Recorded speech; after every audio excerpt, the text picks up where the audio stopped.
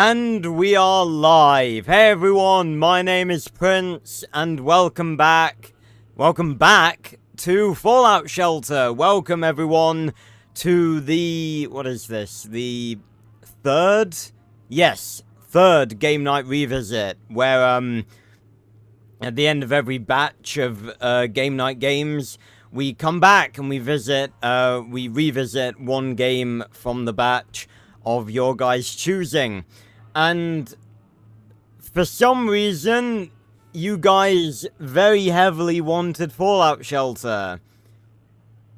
The vote is genuinely insane. I genuinely do not understand how the vote has gone this direction. But looking back on it, as of now, like, after almost a week, obviously, I sort of take it after, like, it's only been up for a day anyway, because I have to announce, the streams, you know, either on Sunday or in the case of having to do a vote, I have to announce them the next day.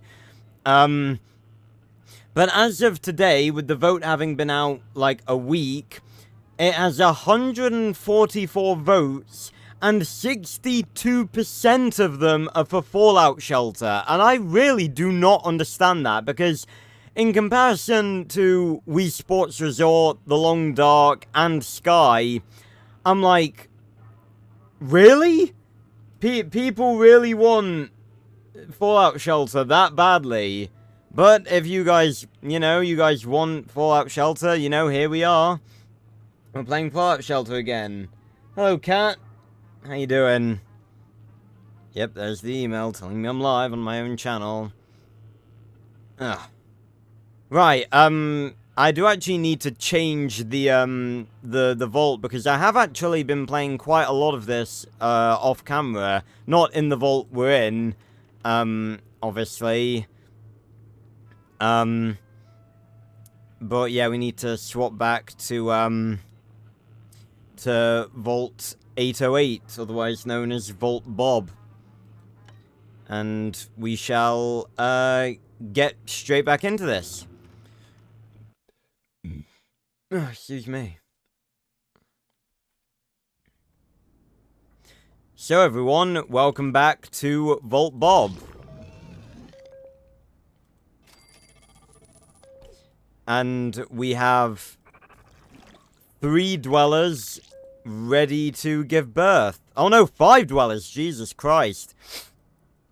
And we've got a couple of people back as well, our useless fucking complaining asshole, Joe Chandler is back after finding basically fuck all. So, welcome back, Joe. And it looks like we have someone new, Kevin Perry. So, welcome to the vault, Kevin. Just slap you there for now. Now, we do actually have... oh no, we need 18. Right, okay. That'll be it. So we've got 17, and then that'll be 18, 19, 20, 21, 22. Okay. Right. So we got Wayne Clark Hall. We've got Roy Price. Should be Roy Price Green. Roy Price Green. Istvan, Sutton Knee. Sutton Knight. Green, and then, we got Judith, Parker Ward, Jesus Christ. And there's a bloody red roach infestation. Oh, that ended quickly. Fucking hell. Parker Ward. And then, finally, Mildred, Drake Warner. There we go. Okay, so now we've got 3 rooms to unlock. We've got the Overseer's office, the radio studio, and the weapon workshop, all of which are very much good. But we're definitely going to start off by building the Overseer's office, because that means that we can send dwellers on quests, which I'm really looking forward to. We are going to send... Where's the bastard? Joe Chandler on the quest, because he is basically our best guy at the minute. I've just realized that I haven't even put out the notifs. What am I actually doing? I completely slipped my mind. What the hell? Bloody Nora.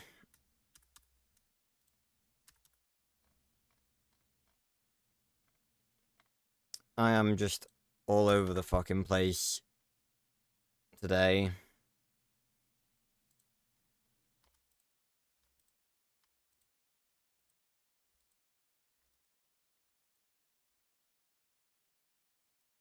I don't know what the hell is wrong. I guess I just got caught up with starting the stream. But I never usually do that. I've never usually forget to put out the notifs. What am I doing?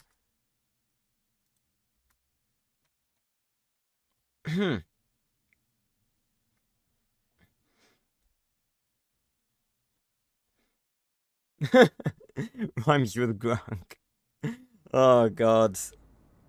I gotta do some sort of video for that meme, because it's very funny and prevalent right now.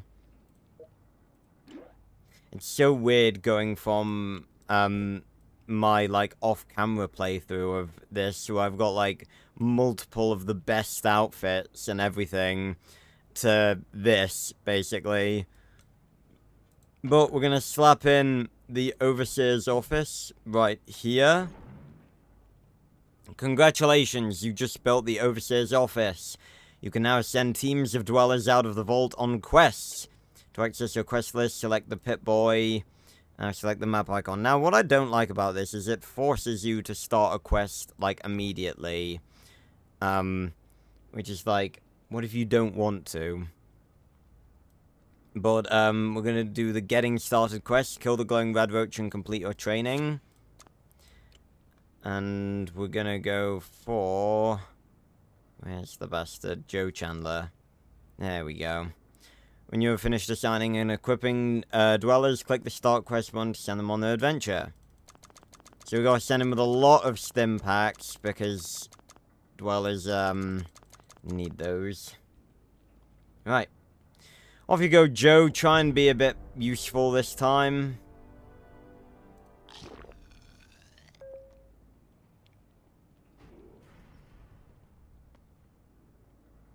So isn't he meant to have a pet with him? Hey, Nick.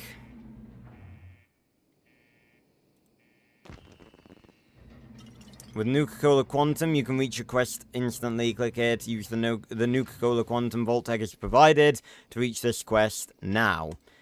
I don't really want to do that. But otherwise I'm gonna have to wait 20 hours, so I think I'm gonna do it somehow.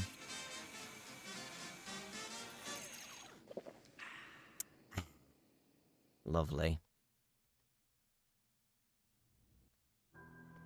So, welcome to the most interesting part of Fallout Shelter, which is quests. Quests allow you to explore new locations, meet new dwellers, and collect loot. The map icon in the upper right corner will display your quest objectives. Navigation and combat. Explore by dragging dwellers to new rooms or clicking the location you want them to travel to. Attack enemies by clicking on a dweller and then on an enemy. You can also attack by clicking and holding a dweller and dragging the target to an enemy. Critical hits. When it appears, click the checkmark icon to perform a critical hit. Then click again to stop the arrows. The closer they are, the greater the damage multiplier. Alrighty. So yeah, this is undoubtedly the most enjoyable and interesting part of Fallout Shelter, is going on quests. Where we can collect juicy loot. Now again, I said this in the previous stream, usually, you get, like, a really good weapon in your first, like, Pip-Boy, your first, like, Vault-Tec lunchbox. And I didn't get one, so the best weapon we've got to give to Chandler is a rusty laser pistol that only does 7 damage. And 7 is decent, but it's not, like, very good. So here come the rad roaches. Luckily, they're pretty pushover worthy. Yes, I have seen, Kat, that people are talking a lot about Battlefront 3 and the potential of it happening, which will be pretty good if that does end up happening. Could definitely use it. Could always do with another Star Wars game, and they just randomly abandoned Battlefront 2 for no apparent reason, even though people wanted it to keep going, so... See, I don't know, I honestly cannot wrap my head around, like, publishers and stuff a lot of the time. Like, Battlefront 2 had, like, such a strong community when they stopped support for it, that there was literally a petition that had, like, hundreds of thousands of signatures for them to keep updating it, and they just, like, nah.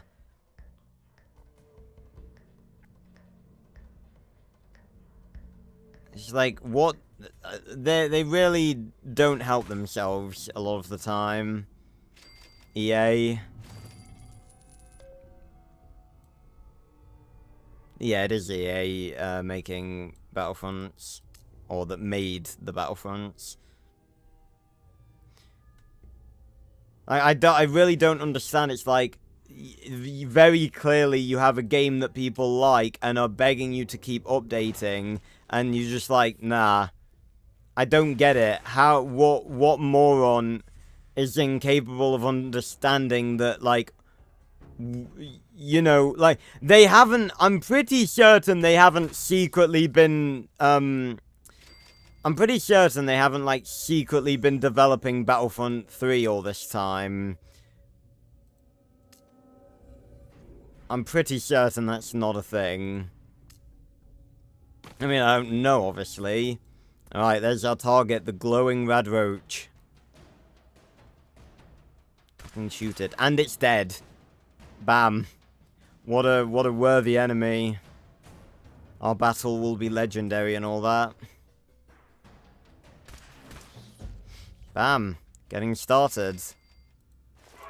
And there's our lunchbox. Fantastic. And we got a pool cue, which is a decent-ish weapon. Decent-ish being the key phrase there. And nothing else here. Right, let's head back to the vault then. Got everything we can possibly get from here. And back we go.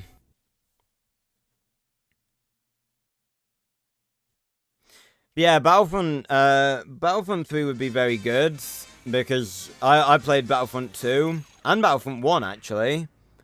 And the original Battlefront 2, actually. I never played the original Battlefront, because obviously there was the Battlefront 1 and 2 made for, like, the PS2, and then there was the Battlefront 1 and 2 made for, like, modern consoles, so it's like, I only played the original second one, and then the newer first and second one. Alright.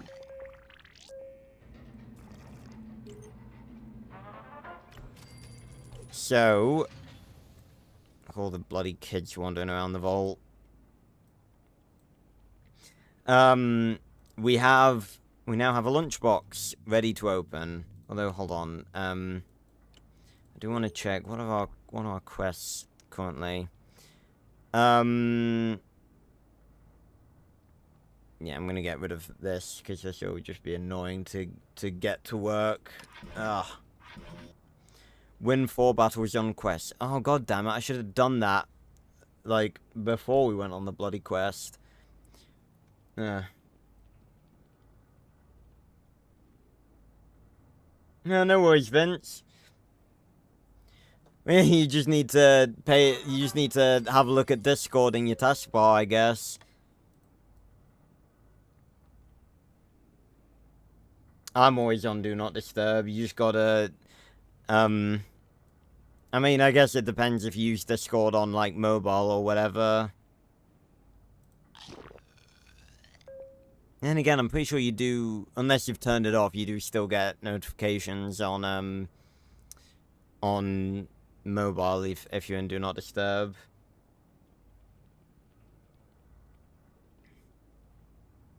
Ugh. Right. I'm a bit low on water. Hurry up. Purify more water. Right, let's open up this lunchbox. Hello, Jared J. Doge. Welcome. Right, can I please have a good weapon? Because I want to give the people that I'm sending on quests something a little better than a fucking laser pistol. It's really not good, right? Ah, it's a bit of junk. Caps. A rusty lever action rifle. Oh, another legendary. Elder robe. It's charisma. Okay. Ah.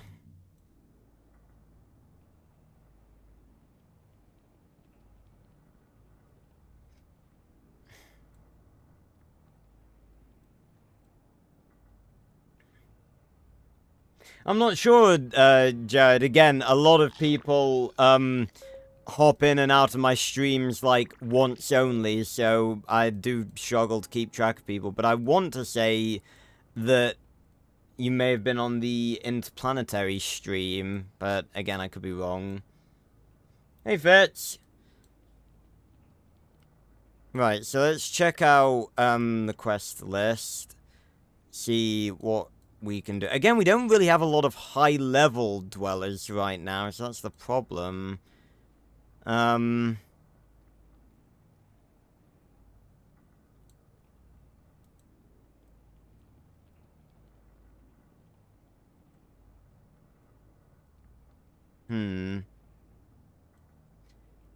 Let's go. Let's start with the Path of Paula Plumkin. Now, what's really cool about these quests is that, a lot of these are basically, like, quest lines, like Skyrim. As you can see, like, Secret Agent Person, 1 of 6. This one is The Journey to the Center of Voltopolis, which, is 15 quests long. So, yeah. Again, we don't really have a lot of decent ones right now. I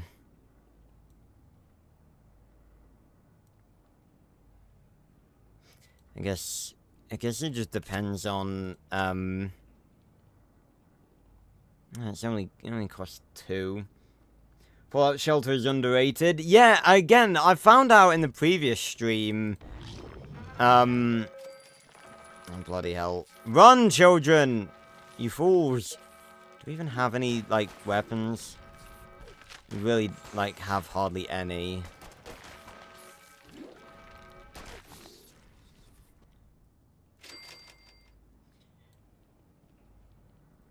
Okay, these children need to grow up, and quickly.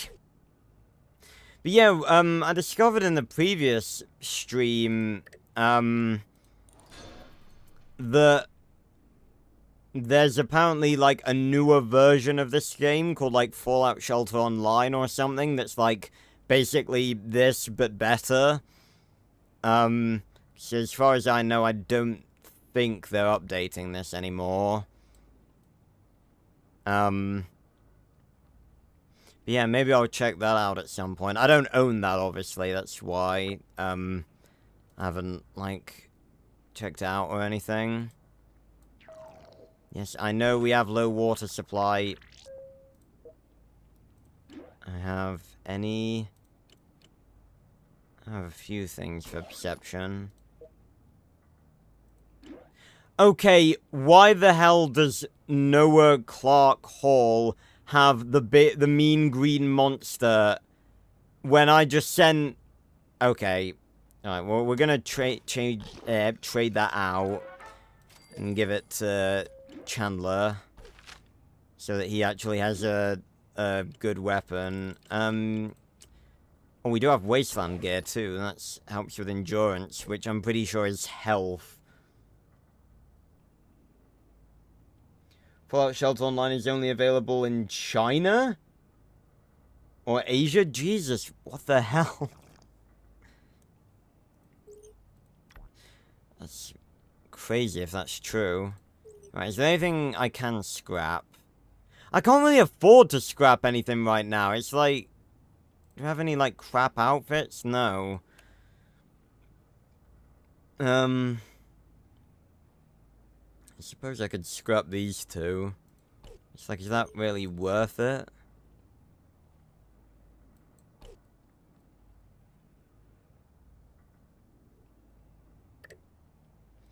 Right. Let's send out Chandler on another quest.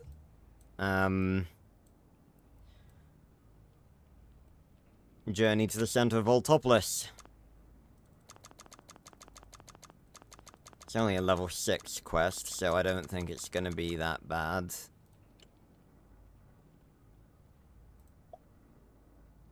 And it's also only half an hour, so I don't think it's worth wasting Nuka-Cola Quantum on it either. But yeah, unlike literally all 3 of the other games that were available as an option for this revisit, this one is obviously a lot more chill. So this is basically, at this point, a just chatting stream. So anything you guys want to chat to me about... Yeah, we literally have nothing. This is the stream to do it. Kevin Perry, why are you sat here doing fuck all, mate? I'll put you to work. There we go. Only 1 perception. That is gonna do fuck all.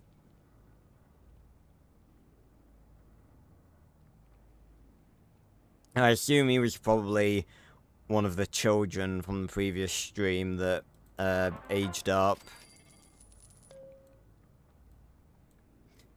And we also have a task to have a dweller exploring the wasteland for 1 hour, so we can send someone out for like an hour, and then just have them come back.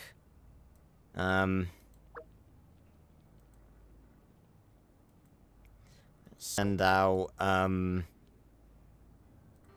Ooh. Mysterious stranger. Son of a bitch. Send out, Denise. Literally just for an hour. She'll be fine.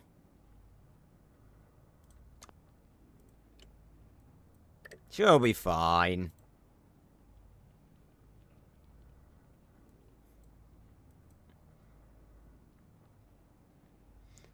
I mean, of course, Jared, you can always recommend a game. There's no guarantee that I'll play it, 'cause it might not be, like, something I'll enjoy, but you can always suggest something, yeah. I'm ready for anything, she says, going outside in just a Vault suit with a laser pistol and 5 stim packs.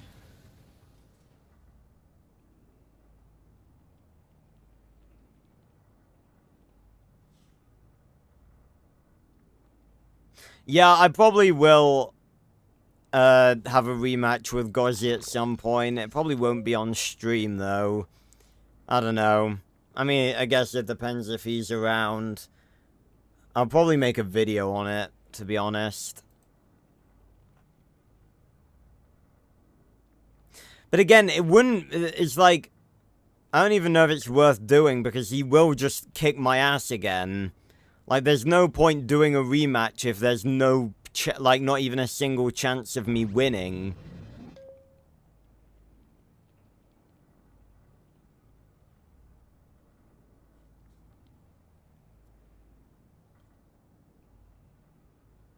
Yeah, I have mentioned this before, but I definitely do plan to play the Half-Life games at some point, considering it's, like, a sort of big gap in my gaming repertoire, I guess, and considering I am into the universe of, like, Portal and stuff, and that's set in the same universe.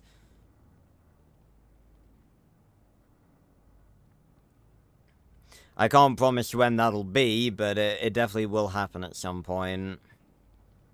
Just got a lot of stuff in the pipeline in terms of streams right now. Let me pull up. Yeah, so that'll only take 26 minutes, so we can afford to wait for that. And in 1 minute, fucking Denise has already run into a group of raiders. Detected a fugitive slave. What a fucking sentence.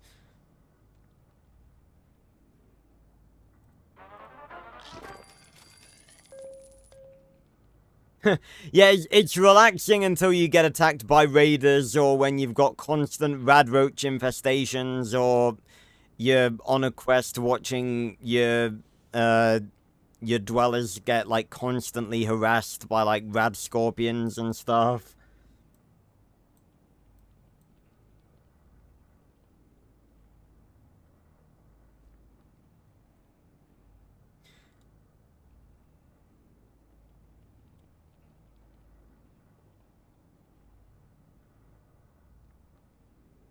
Well, I mean, I don't know. I've not really, you know, I'm willing to go in with an open mind for both the Half-Lives. See, I've not really seen much of either of them, to be honest.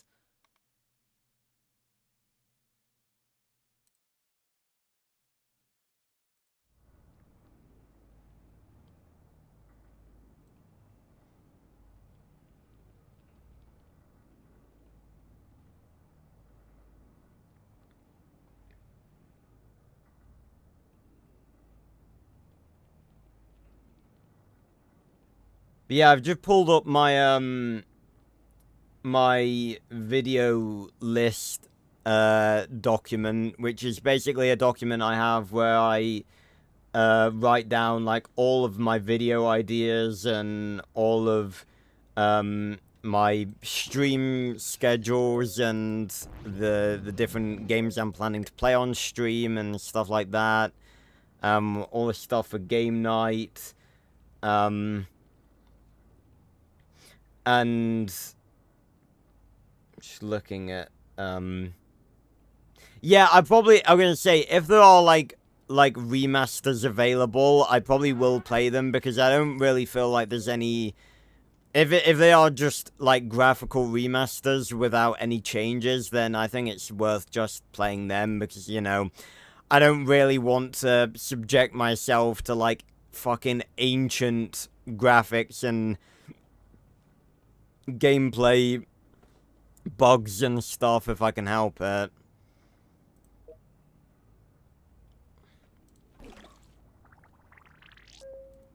You're really struggling in terms of water right now.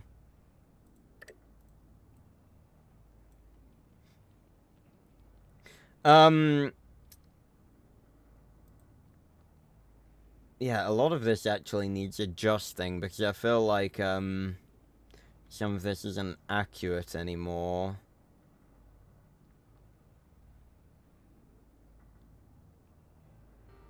Oh, I hear the mysterious stranger. Where are you, you son of a bitch? Ah, there you are. Right in plain sight.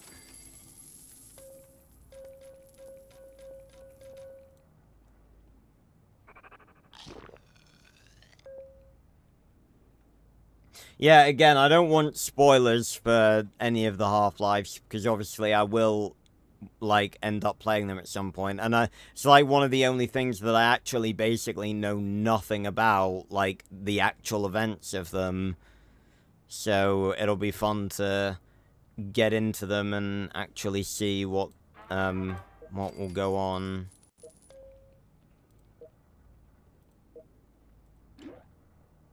Dex stage plus 58% happiness.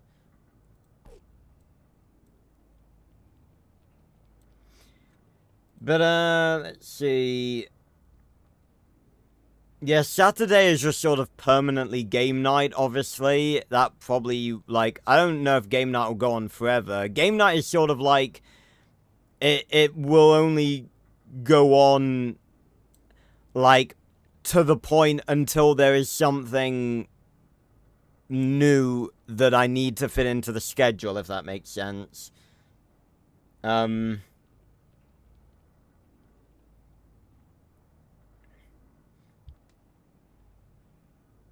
Oh no, Fitz, they are part of the mobile version. It didn't always have them, but it's had them for many, many years. It's had them since, like, I was, playing. Is this only level 1? It is, okay, let's upgrade that then.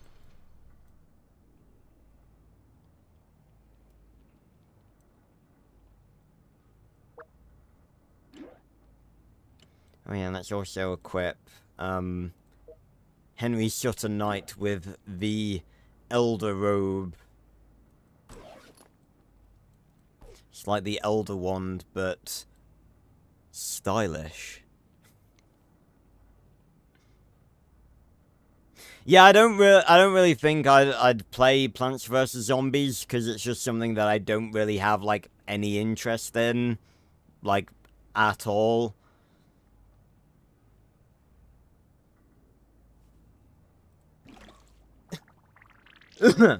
God. Bloody hell. But again, I do appreciate the recommendations and the suggestions. So yeah, Saturday is just game night, basically, until, like, a new game comes on, like, along that I can't fit onto any other day. Basically.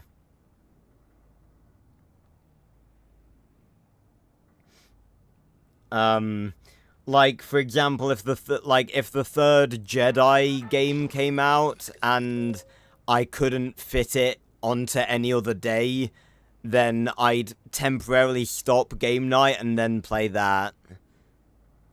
Oh,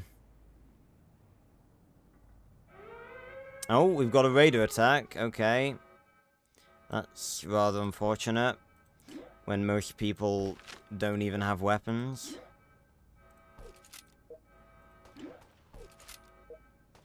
Literally, we have, like, fuck all weapons.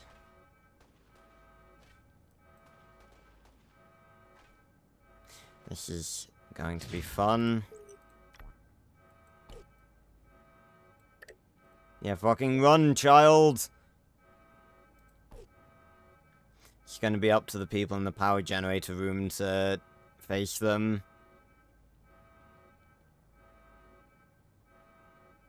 I absolutely would play Half-Life 3, obviously, but obviously I'd have to play all the other Half-Lives first. You know, I'm not just gonna go straight into Half-Life 3 when I don't know, like, jack shit about it.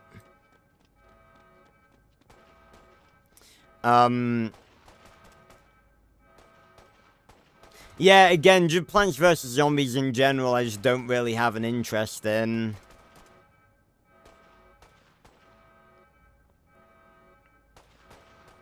Come on, lads. Lads and lasses, fucking shoot him.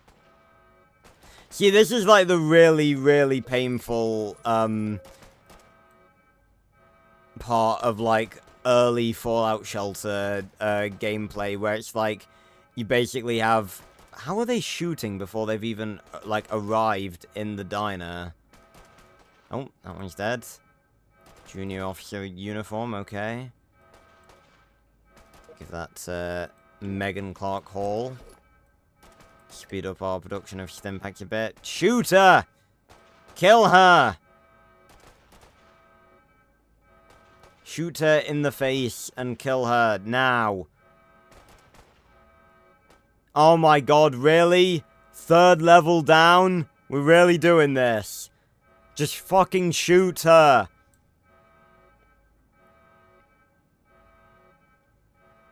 Yeah, we talked about this the last time we brought it up, Fitz. That's absolutely going to be a game night game, obviously. Ugh. I think it was on Fallout Shelter, actually. Kid, I wouldn't stand right next to the broken vault door when... your parents not fucking taught you about all of the... Why is the alarm still there? Like, enough. We're safe. Jesus.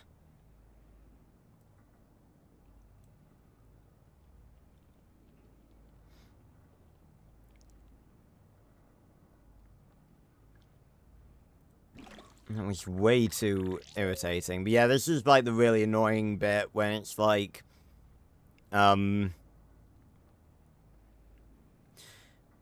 know, the early days where you have to like swap out weapons from each other, and it's real painful.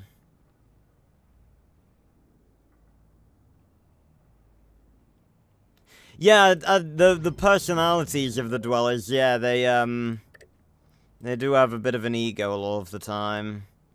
Now, let me see if I can rush this and get a bit extra so I don't have to keep worrying about it. There we go. That's much better. Right. Chandler is halfway to finding Paula Plumpkin. And Denise has been exploring for only 12 minutes, really?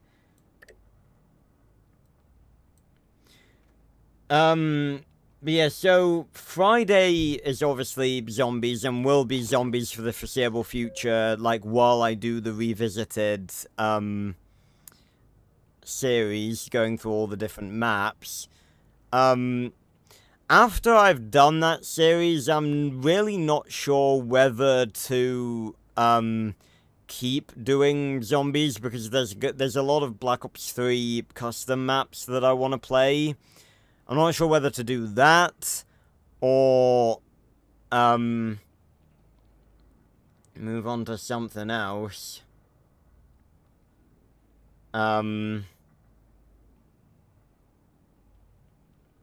I do have something on the list after COD Zombies. It's Call of Cthulhu, which is a game I've always wanted to play. I'm not sure how long that is, though, so I might save that for the segment part of game night, which is basically, where there's going to be a point at some point where I sort of swap over from doing, like, individual games that are, like, pick up and put down games. Where's the mysterious stranger? Oh, you piece of shit! You sneaky! He was hiding in with the fucking generators. Ghostly fuck.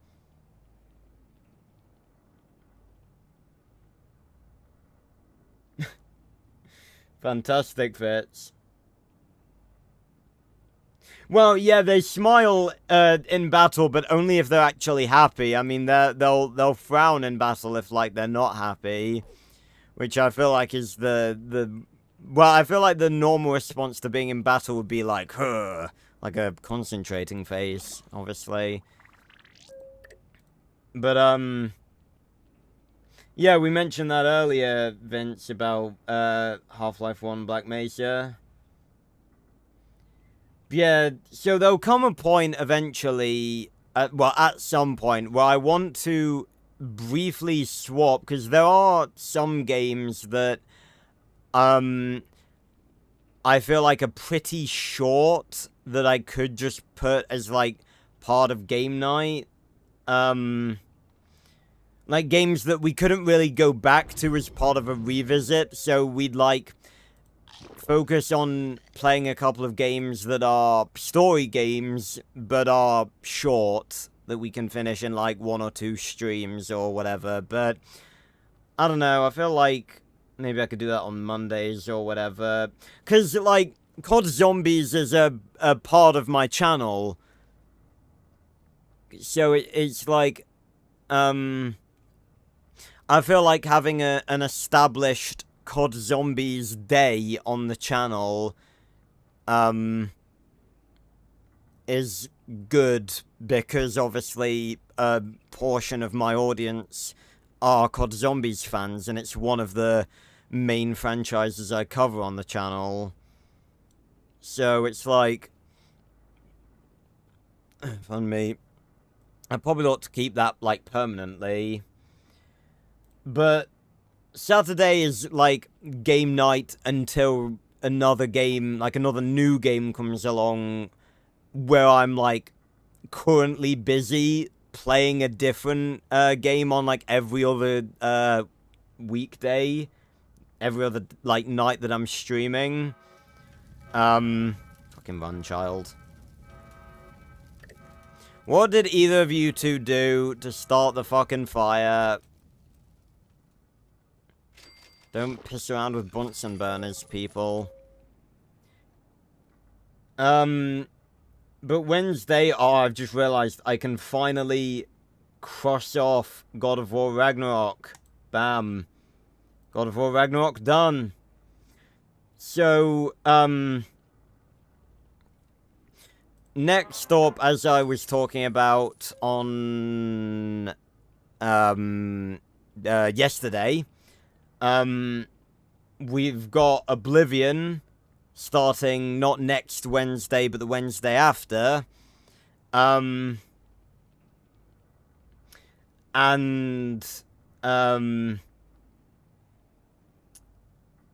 Yeah, that will obviously be a series that lasts us a pretty decent while, obviously, because it's an Elder Scrolls game. I'm not sure when I'll, like, how long I'll do that for, because that feels like a series I could do permanently, or not permanently, but for a very, very, very long time. Like, that seems like more of an endless game on the same level as, like, Minecraft, Skyrim, yeah, like, a game that I could play for a very, very, very long time. So, I am gonna play Oblivion. I'm not sure how long I'm gonna play it for.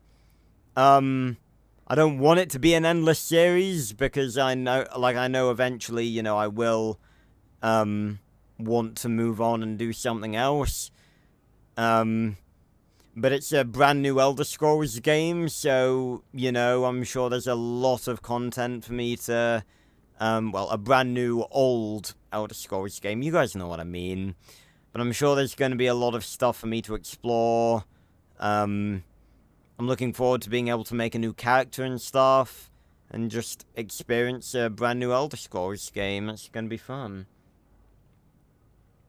Do I add lore to my vaults? No, not really. Although I do definitely see the attraction of of doing stuff like that. That's not the right word. I definitely see that some people would definitely find that sort of stuff cool.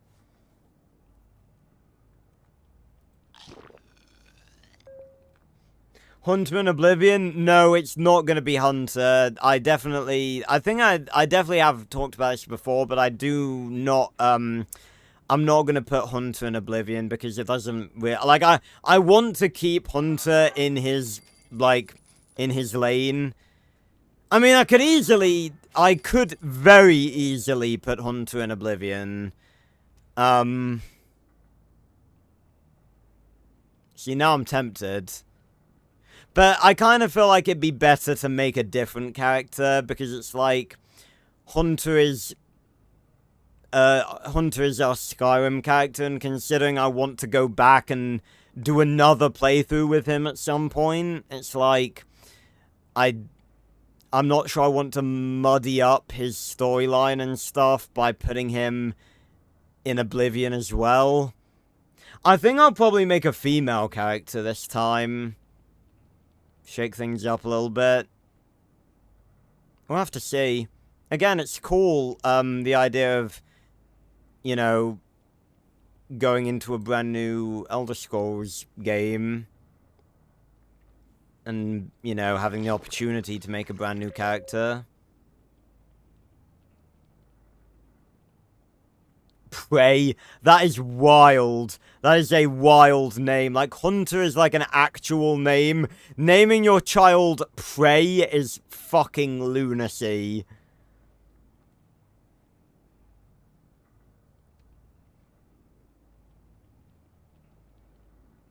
But, I'm sort of, at a bit of a crossroads with Monday.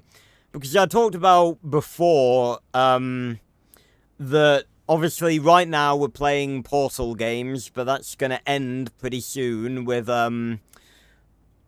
Portal Revolution being, like, the last major thing that is available right now. There's a lot of, funnily enough, there is a lot of Portal games that are, like, in the making right now. I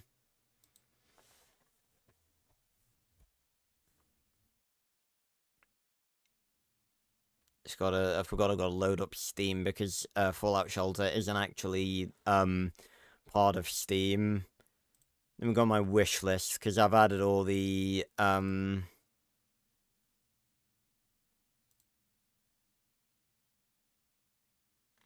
I've added all the ones that are,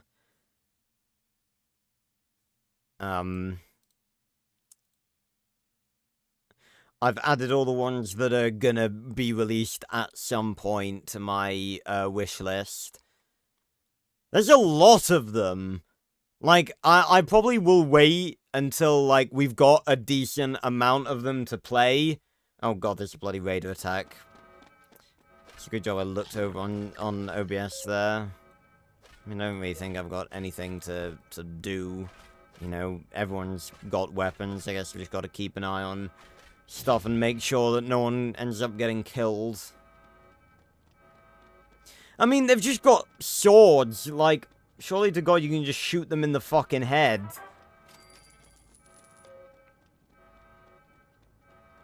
"2006. Caps, exactly." You've moved Steam over here so I can, like, look at it while, My god, they rode an elevator down with a child.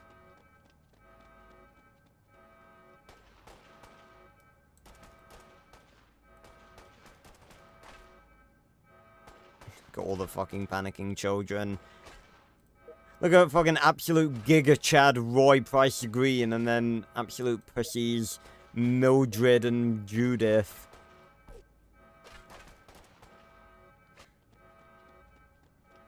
Okay, they managed to kill one. I was like, you're not going to tell me they didn't manage to kill any of them.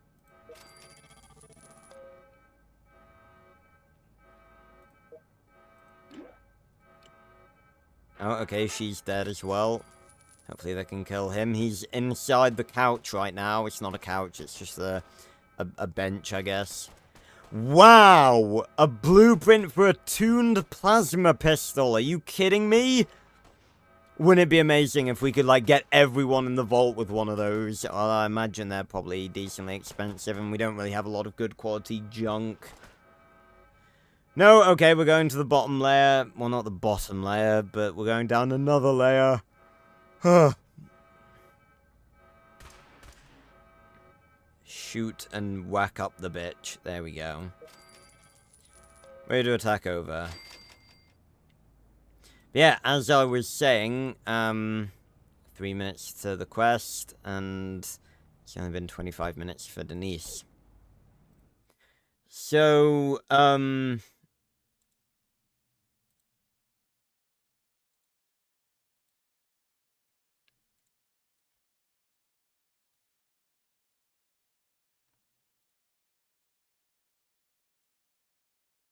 as far as I can tell,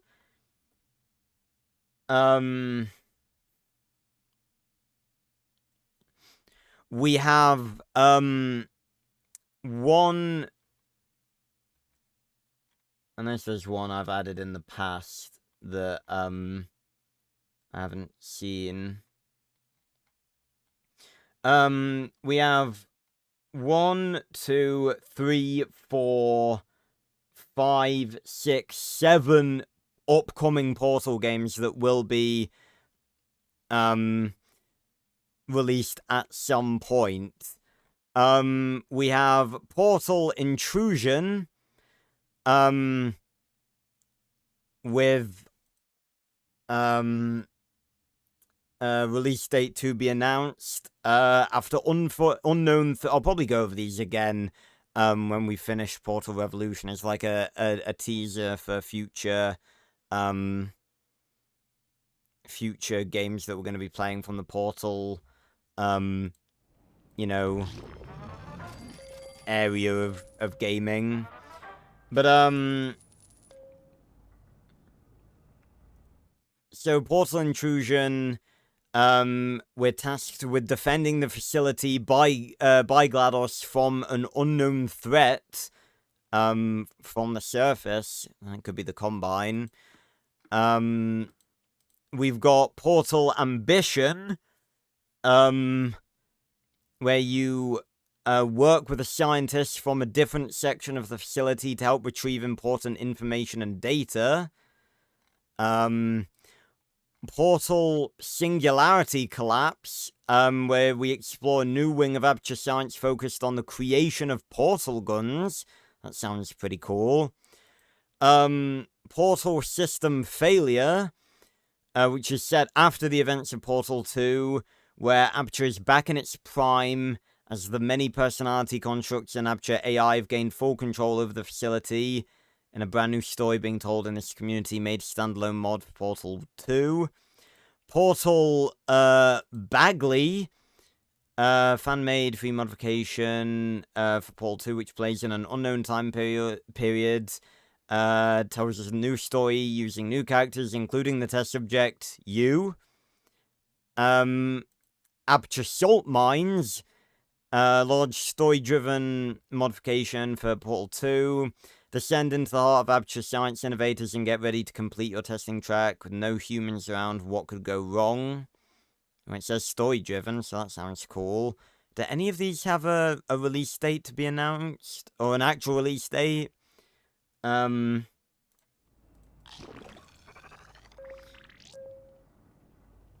that's the wrong tab. Oh, I hear the mysterious stranger. There you are, you piece of shit. Not getting away from me this time.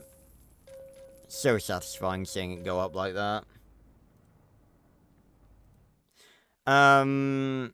Intrusion is to be announced. Ambition doesn't even have, like, anything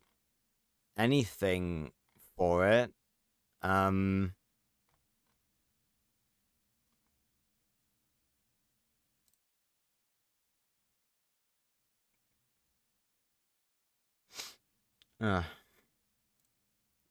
Hop into the Discord. I think it said announcement date TBD.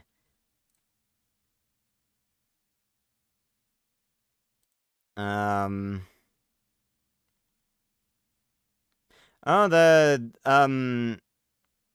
they are still working.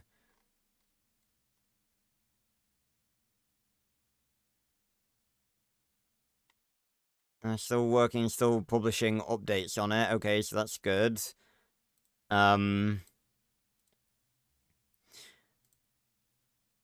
Singularity Collapse to be announced. System Failure to be announced. Bagley coming soon. Salt Mines to be announced. And, there's also Portal 2 Community Edition.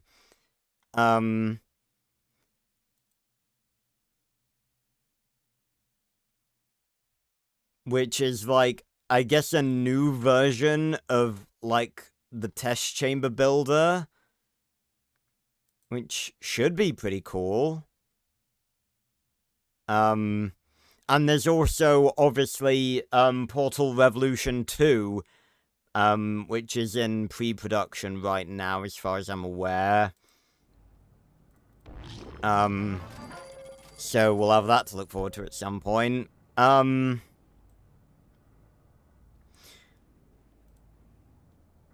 As for other stuff, so yeah, we're playing Portal stuff right now. It's going to be finished pretty soon. As I've already stated, after that, in between, doing the Portal stuff and playing Lost Soul Aside, when that releases in August time, when does it actually, announce? Release. Oh, it still says the initial release date. August 29th. So, yeah, we do have a while to wait. We're probably going to be doing the AI story thing. Or, actually, hold on. Well, I guess it depends. Hold on, let me actually look up how long, so, I want to look up how long Portal Stories Mel is. So, we finished Portal Stories Mel in around 9 hours. How long is Portal Revolution in comparison? So, it says that Portal Stories Mel is around 6 to 10 hours. Revolution is apparently shorter, about 5 to 8 hours, depending on your experience with Portal 2 mechanics. So, let's say, for argument's sake, that Portal if we're starting it next Monday. That will, starting Portal Revolution next Monday, that's the 26th. That will be 26th, then we're into June, the 2nd of June, the 9th of June. So we'll probably finish it on the 9th of June. Then we've got, when is it? August 29th.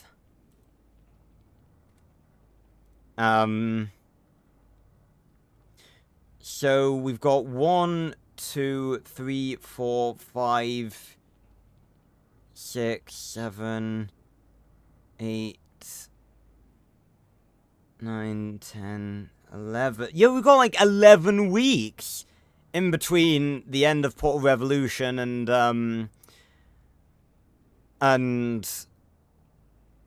the release of Lost Solarcide. So I've got to play something in between. I liked the idea of the AI thing, don't get me wrong, but that's a way bigger of a gap than I thought it was gonna be, so I can't, like, it'd be silly for me to leave that and not play anything finite in between. What could I play in between?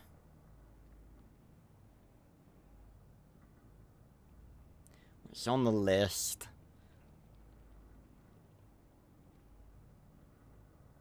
Maybe I could play Call of Cthulhu. How long is Call of Cthulhu?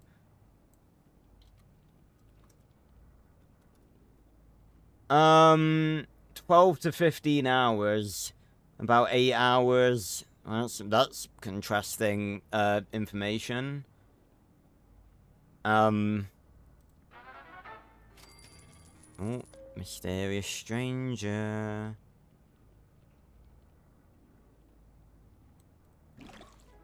I genuinely could not see him there. Where was he? Maybe he's in, like...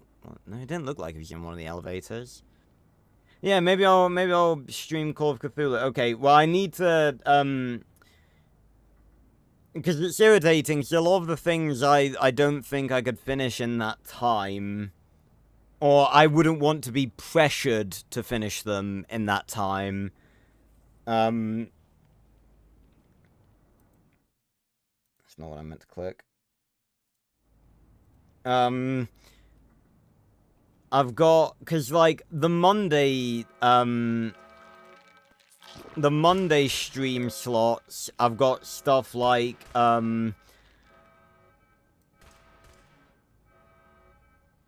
Wednesday as well.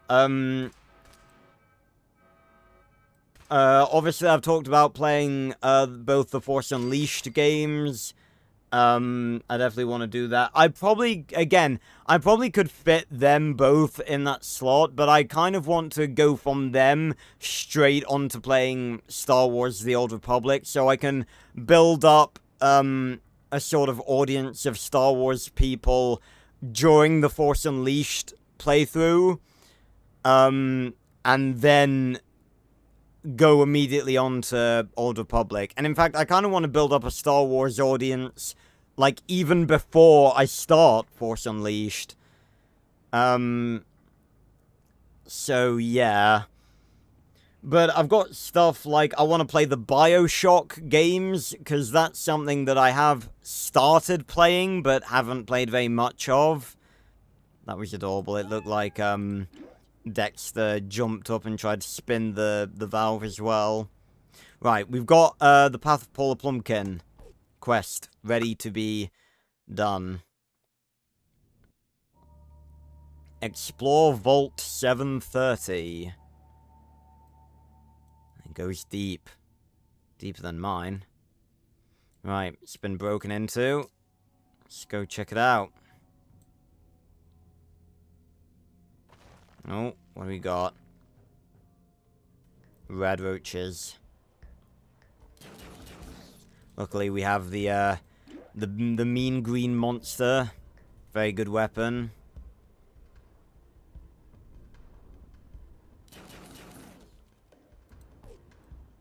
I'm gonna say it's a little bit awkward for like creatures that are weak, but there are multiple of them. But it does look like he's hitting multiple of them at the same time. Shoot it. There we go. I earned this, dang it. So yeah, I want to play through the BioShock games, because I've always wanted to play through all of the BioShock games. It looks like such a beautiful world. And again, I have actually started playing BioShock 1, both on Player's Adventures, and I think on this channel as well. Yeah, I did it as part of my, 6-hour,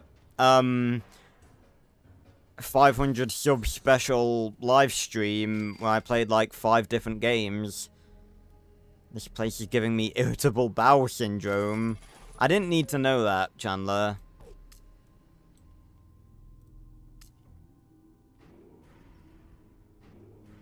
I need to plug my phone in.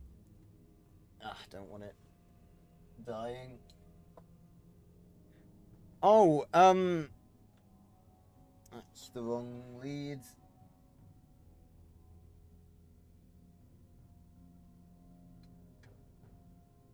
Bloody hell, is the other lead gone? Okay, I'll just use this one for now. Just need to make sure my phone doesn't die. Nah.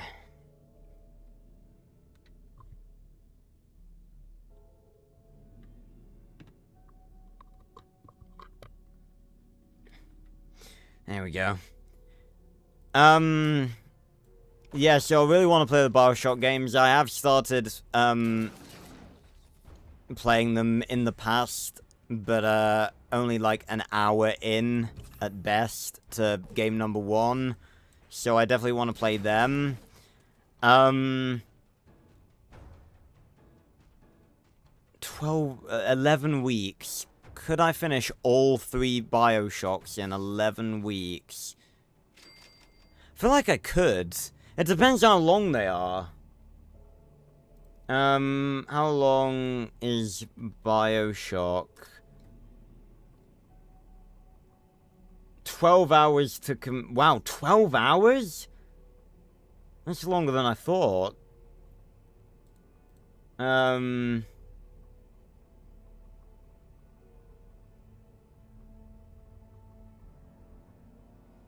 And I think I've got some DLC.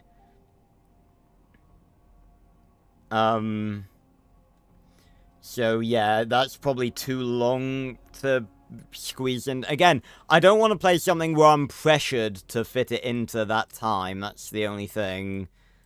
I've got some raiders here.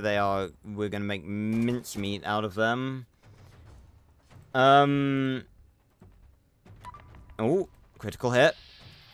And not that we really need it. 2 times damage. It's not bad.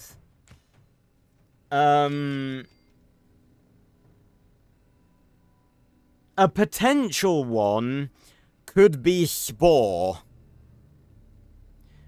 Because I've wanted to play Spore on the channel for a very long time. And originally, that was actually going to be the replacement for the Trail before I decided to play God of War Ragnarok.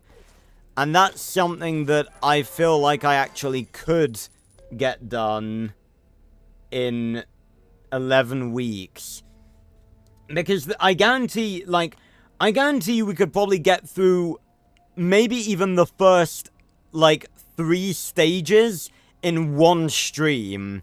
Because they're not even that long. The stage, we're gonna be, like, most of the playthrough is gonna be, the space stage. Because that's the longest one.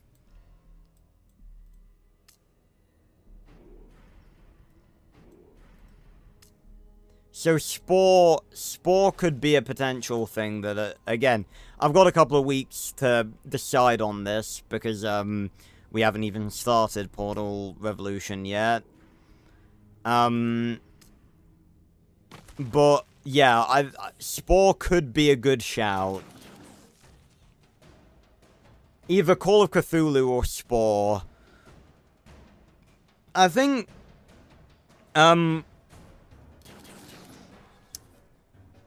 the plan currently, again, I don't really see any point really talking about this, considering it's like a long time in the future. But, you know, might as well start to get people excited a little bit. But, we're gonna finish, Portal Revolution, then play whatever it's gonna be in between that and Lost Soul Aside. Do we know how long Lost Soul Aside is gonna be right now? How long is Lost Soul Aside?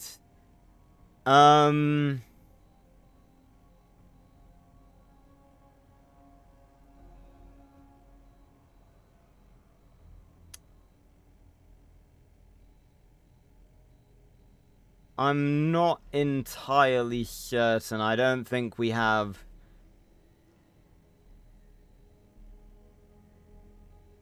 I don't think we have an answer for that yet. People are saying... it's confirmed, it's like a linear story game, so, people are saying, like, 20 to 25 hours max.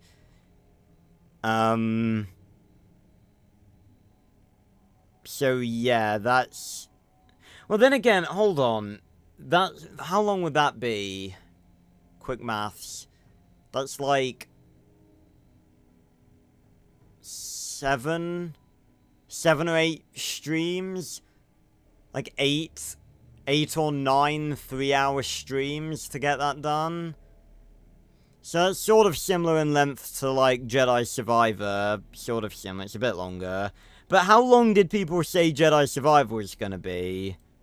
Like, in terms of hours. A casual playthrough focused on the main story might take around 20 to 30 hours. 21 hours for survival. How long did we do it in? I did it in 7 streams. So that's only, like... That's... Oh no, that is like, that's like 21 hours. Yeah. So, yeah, around the same as Jedi Survivor. You know what? I'm actually considering playing Jedi Survivor again. Like, potentially even on the channel. Maybe I'll do that, maybe if I can fit it in, maybe I'll do that when the next game gets announced. Maybe I'll go back and replay it. Because there's not a lot of games that I'm willing to replay on the channel. Oh, hello. You guys are worse than that last intruder. Paula, what's her name? Plumpkin! Paula Plumpkin, where did she go? Some old Nuka-Cola plant, not that it matters. You ain't leaving here alive, mate. You're in, like, I can see your bare skin. And you've got a knife. I have a laser rifle. And again, that knife does do a decent bit of damage. I love the combat of this game, because it's just like, you just stand there, like, looking at each other for, like, fucking years. There we go. The path of Paula Plumpkin complete. Stay hydrated.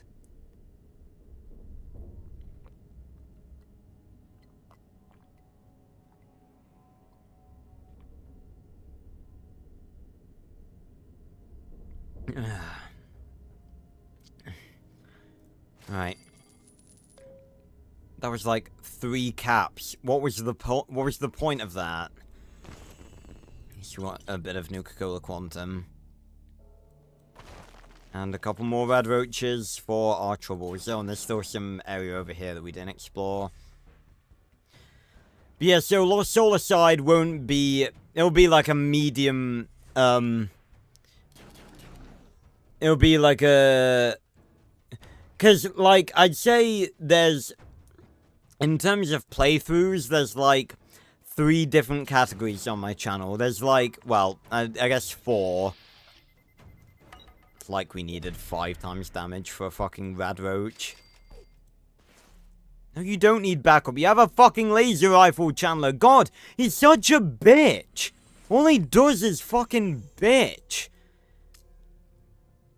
Bitchy McBitch tits. Jesus Christ, just grow a pair. Ain't nothing in there.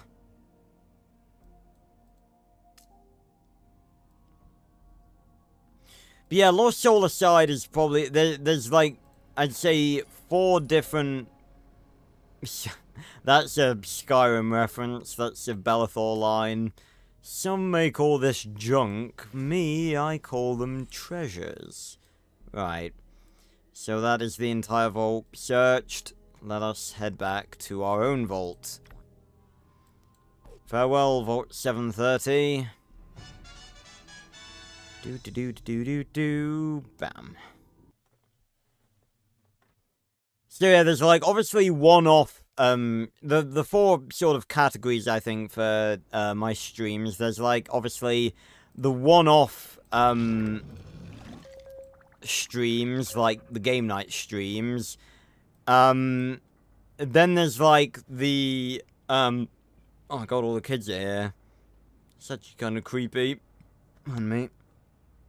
So there's the one-offs like game night. There's the sort of short, I'd say short playthroughs like Jedi Survivor, that was only 7 streams. I'd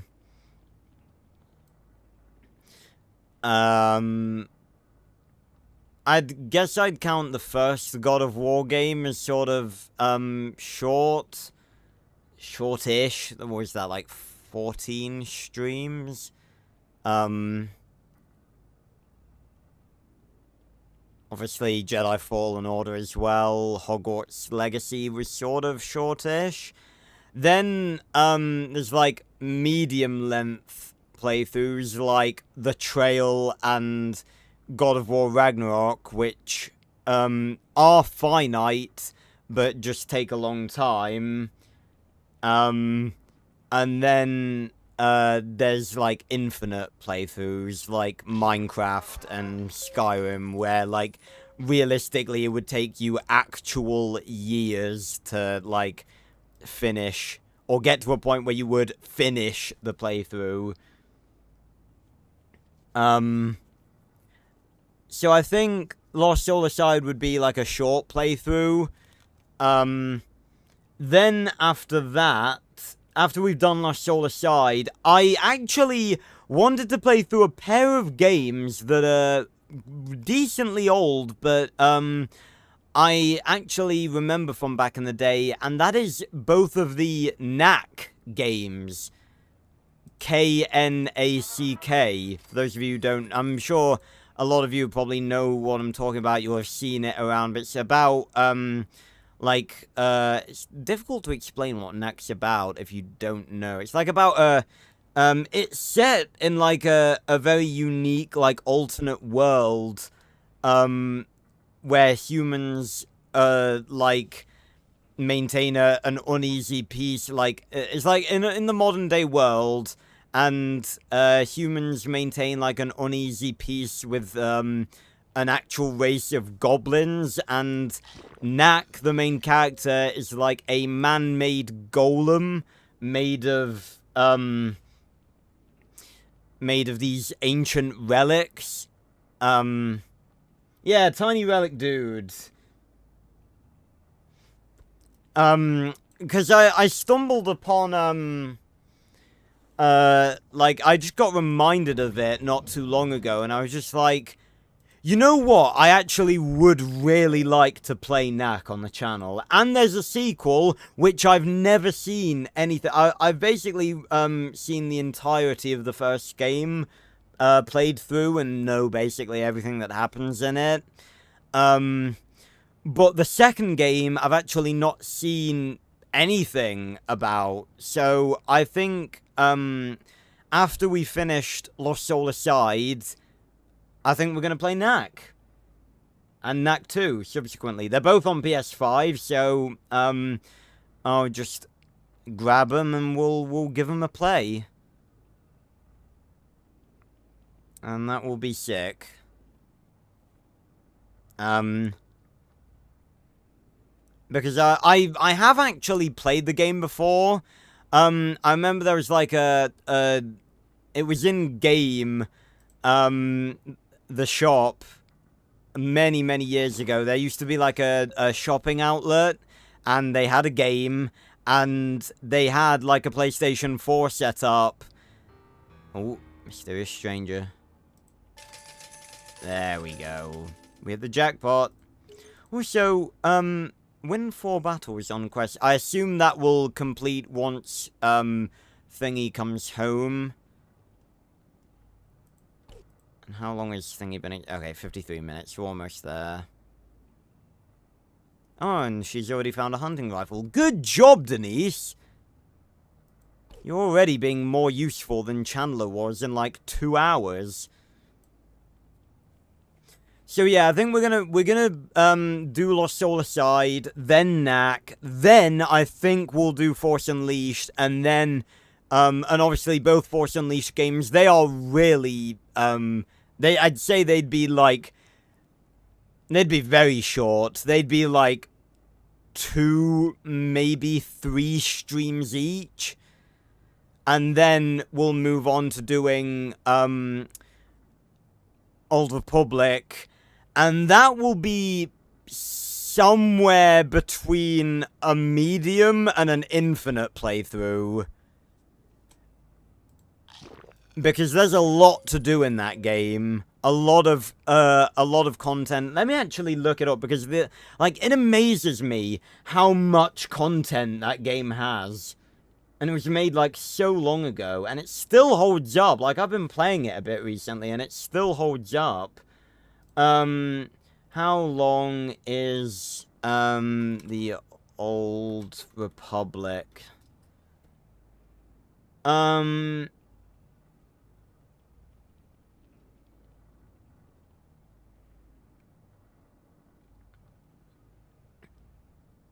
Let's see.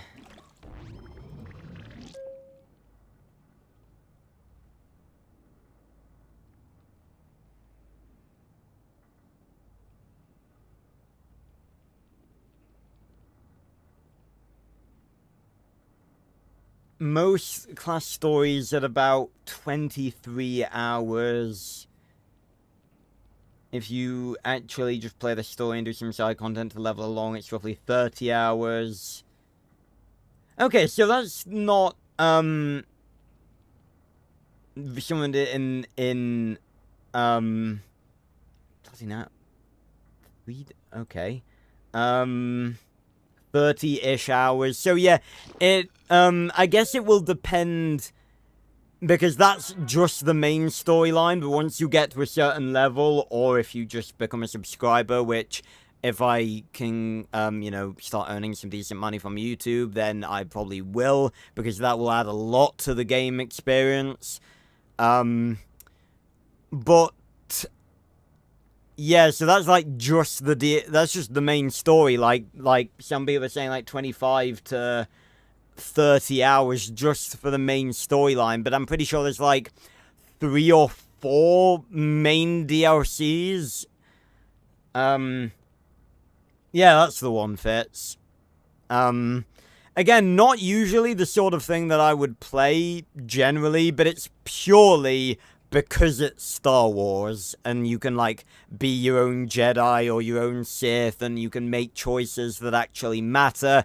To me, it is, like, the perfect Star Wars game. Like, I honestly think it's, like, maybe not better than Jedi Survivor, but I definitely enjoy it.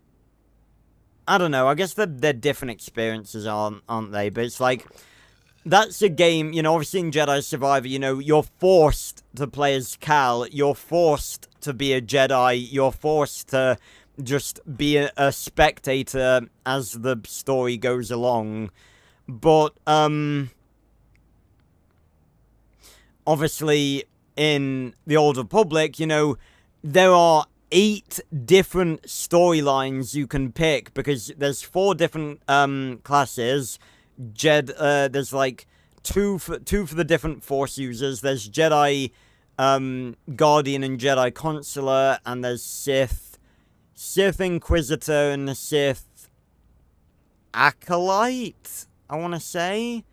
I don't think that's the right term for it. I can't remember what the right. It might be Acolyte. And then there's Smuggler and Soldier for both light side and dark side. So it's like, there is so much content in that. And then to add on to that, there's DLC, which is free, like, from as soon as you reach a certain level. So I'm really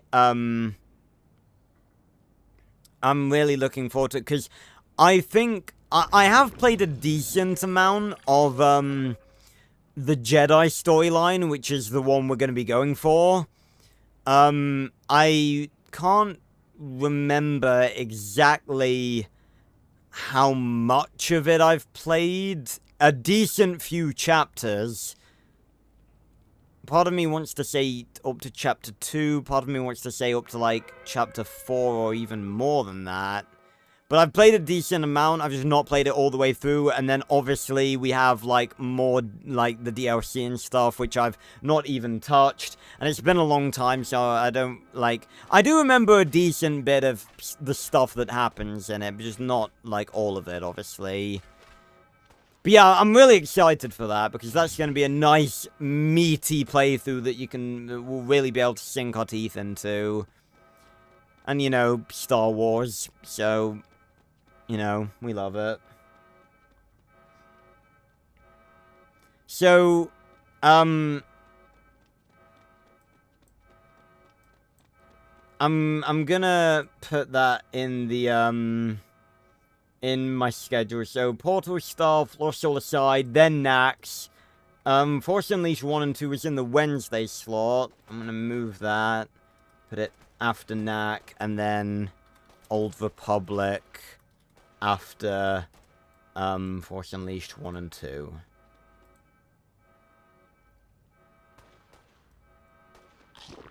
Alright. And as for Wednesday, you know, Oblivion's gonna last us for a pretty long time. So it's like, I don't really know if there's any point. Ah, there we go. Have a duel exploring the wasteland for 1 hour. Bam. Let's get her back. Come home, Denise. Don't want you suffering out in the wasteland unnecessarily.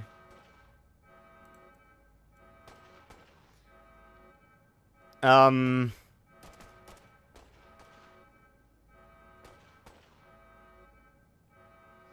oh yeah, obviously I'll leave a gap in between Portal stuff and Lost Solar Side for whatever we decide to play. I think Call of Cthulhu and Spore are really the only 2 options.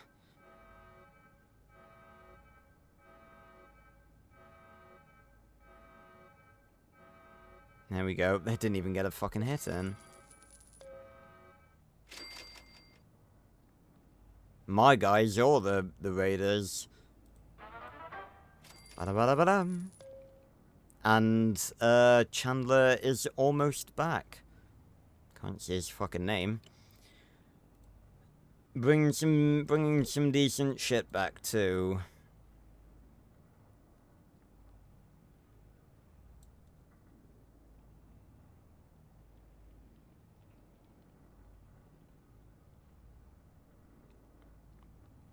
Right. Oh, I didn't mean to grab you, Jack Price Green.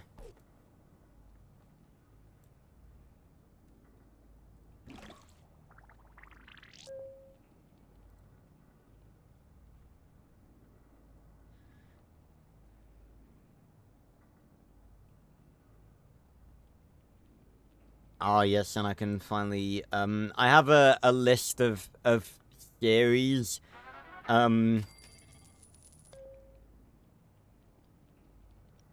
that I want to do for stream that is, like, separate from the schedule, even though the schedule has, like, more of the series written down on it. And I can finally highlight Ragnarok in blue to say that I've done it. Haha.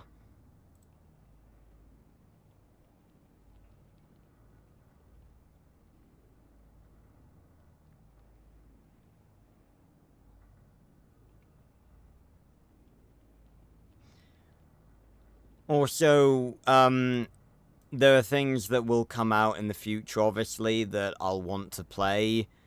Again, it all depends on, like, when I want to draw the line at, like, ending the Oblivion playthrough. Because it's like, I don't know anything about it, so it's like, I don't know. I mean, I'm sure there's lots of different quest lines and stuff, for us to play.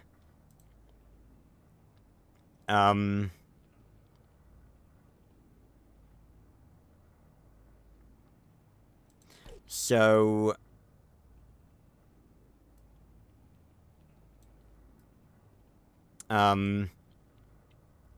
it will probably be a long playthrough. Like, we finished the main storyline of, fucking Skyrim in what? 6 streams? Yeah. Ah. Welcome back, Chandler. Enhanced Flamer. And there's that quest complete as well. Right, let's check out the new quests. Hopefully one of them will have a lunchbox. Nope. Assign 10 dwellers in the right room. Successfully extinguish 5-volt fires. Okay, that's alright. Right, let's send, make sure Chandler's all healed up, and then send him on another quest. Another short one. 50 minutes. Yeah.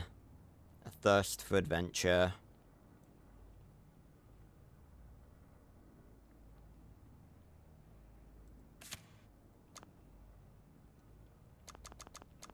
Always want to send them with plenty of stim packs.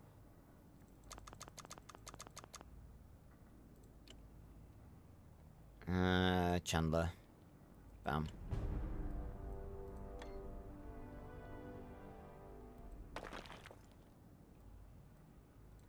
Alright, let's build another... We've got plenty of, caps. Let's start spending them. Let's build a weapon workshop right here. It's time to start crafting. Here are some recipes and junk to make a weapon and an outfit you can only get through crafting. Many other items cannot be found, only crafted. When choosing what to craft, these are marked by the crafting icon. So we've got a pipe rifle and a BOS uniform. A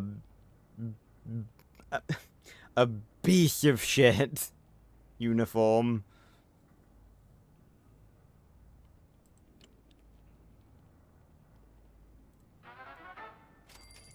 Also, before I forget, I would like to actually give a special thank you to a user by the name of Mr. Mrs. Kind Mastery Head 4HD 2024, who, for reasons that are completely unknown to me, came into chat at some point before the stream started and left 2 messages that were literally just the title of the stream twice.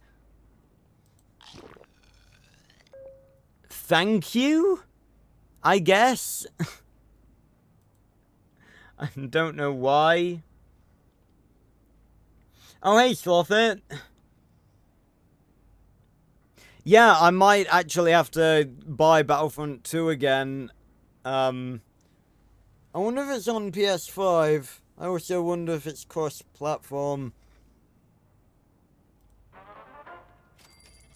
Actually, I probably ought to get it on PC, because then I can get mods for it.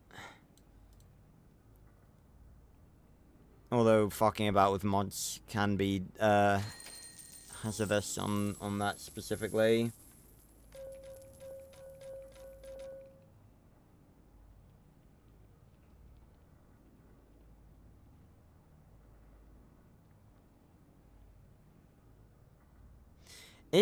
I need to actually, no,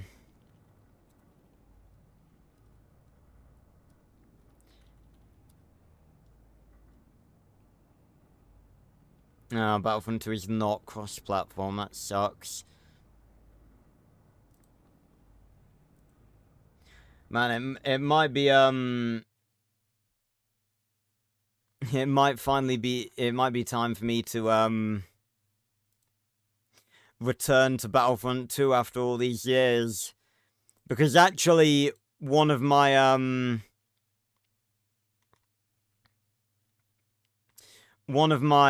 first ever videos on this channel was actually a Battlefront 2 one with my friends. Oh, fun me.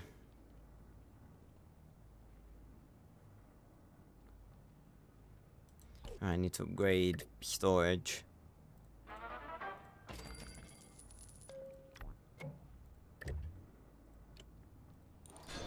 There we go, that ought to do it for a while.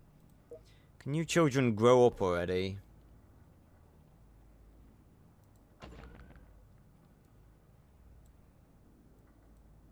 But yeah, I actually found that there's I definitely ought to get it on PC, because I found that there's actually a Mavra Zane mod for, Battlefront 2. And so my obsession with this Jedi continues. I definitely ought to make a video, I talked about this yesterday, that I'm gonna start making, a few more Star Wars videos, but, also, like, specifically some Star Wars videos focused around Mavra Zane and trying to give her more of a presence within the Star Wars community. See if we can, you know, I don't know, get something, you know, maybe draw Disney's attention to her a little bit, I don't know. Someone's got to do this shit, and it might as well be me.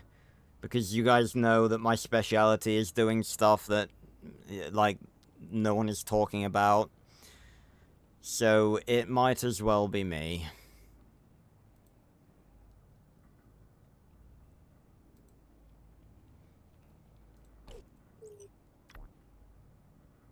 I'm gonna get rid of this. We've got a decent amount of Nuka-Cola. Ah! Collect from 30 containers on quests. Now that is more like it.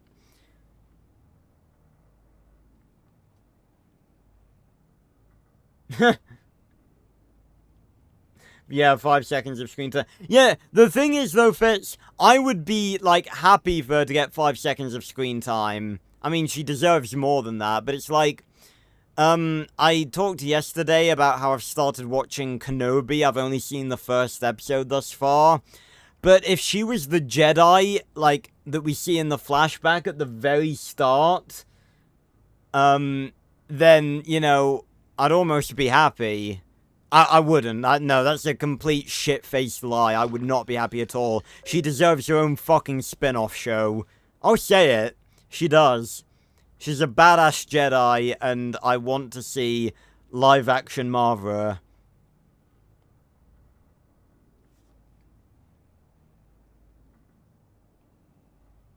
I mean, in fairness, there's like... This isn't even... I didn't even really think about this, but there's not even that many, like, famous female Jedi, are there? Like, there's a few, obviously. Like, there's a few that are well-known, but I wouldn't say famous. Like, who do we honestly have in terms of famous, like, main character female Jedi? The only one I can think of is Ahsoka. Who else do we really have? We've got a few other Jedi that we see here and there, but I genuinely cannot think of a female Jedi who is a main character in Star Wars. Oh, well, I guess you kind of have to count Rey, but, you know, she's in the sequels, and, you know, we don't really give a shit about them, because they're shit. 9 million? Jesus Christ, Lothar. Can't believe Roblox is actually, like, still a thing. I saw that motherfucker spawn. Yeah, it's like, yeah, because we have a few Jedi who are, like, well-known, like Aayla Secura, Shaak Ti,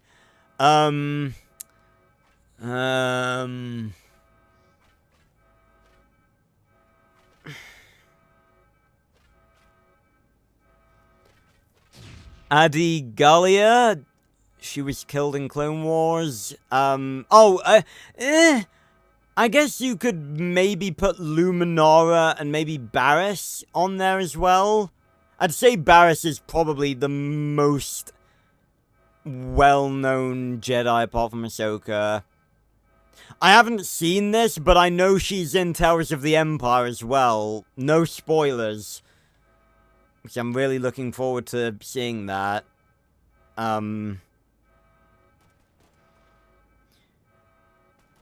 Yeah, so I've genuinely never, like, properly noticed that before, but there genuinely is, like, fuck all main female Jedi. That's actually kind of bad.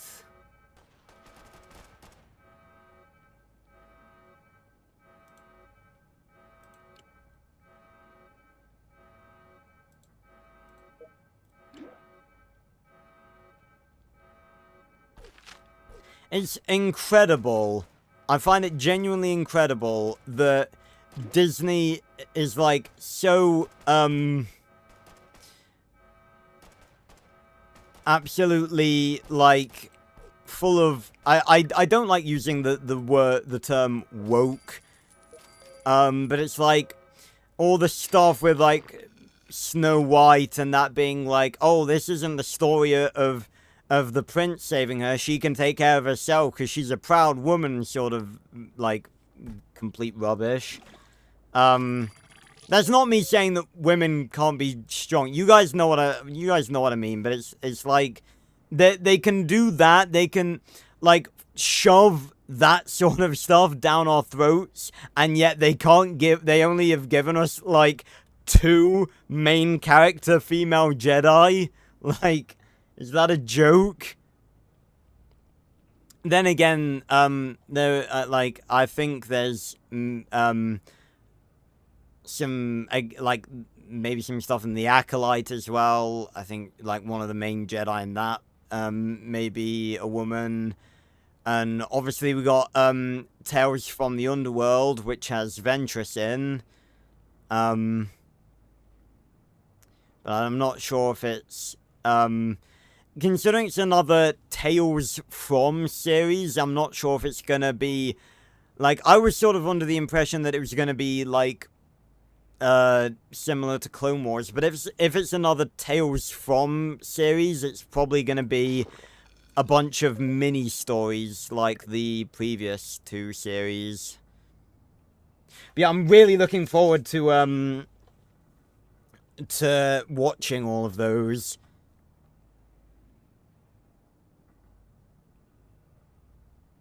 Yeah, I guess you could count Leia.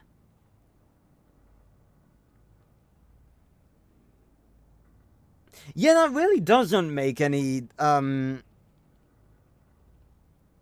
really doesn't make any sense, does it? I mean, I guess it sort of goes with, I guess it sort of goes with the whole, you know, the sequels being 3 different stories, not thought out, not connected well at all. But in that scene with Leia's lightsaber, Luke says that during their training, Leia sensed, like, had a vision of her son's fall to the dark side, and I'm like, I literally just thought about this now and how little sense it makes. So, she had a vision of Ben falling to the dark side, and yet was still like, you know what, Luke, fucking train him. You know, well, I guess, like, if there was anyone... I don't fucking know. Just a mess. Like, even, like, Mark Hamill said it, you know, we all know it. We all know the sequels are just a mess. Like, Sam Witwer, the guy who plays Starkiller, who, by the way, is genuinely legendary. He's the guy that played Starkiller. He's also the dude who currently voices Maul in, like, the Clone Wars and Rebels and stuff. He is, like, he is genuinely one of the greatest... He's, like, the pinnacle of Star Wars fans. He is an incredible human being. But, he was literally talking about it, and he was like, I don't get what they did with Luke in Episode 8. Like, I don't agree with that iteration of the character. And I love that he said that iteration of the character, because deep down, just like all of us, he doesn't even see that as being the real Luke Skywalker. But the point he was making is, like, this is the guy, the Luke Skywalker, this is the guy who looked at Darth Vader, the man responsible for the genocide of the Jedi Order, for basically enslaving the entire fucking galaxy. Luke Skywalker is the man who looked at Vader and said, there's good in him, and successfully turned him back to the light. Like...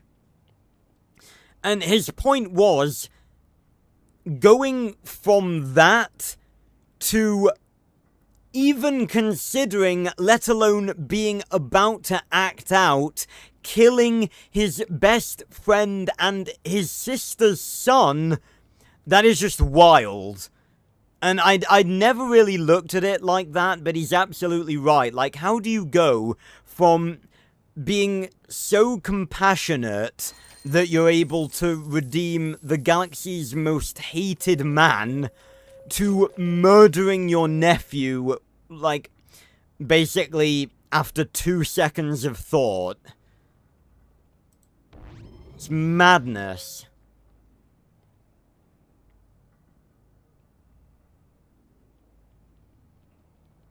Yeah, the thing is, number 7 isn't even that bad. But it's mainly because it's a rip-off of A New Hope. But it's definitely the strongest one, I'd say, out of the 3. Yeah, and you're not wrong, Slothy, because if anything, it's like, oh, I've just had a vision of my son turning evil.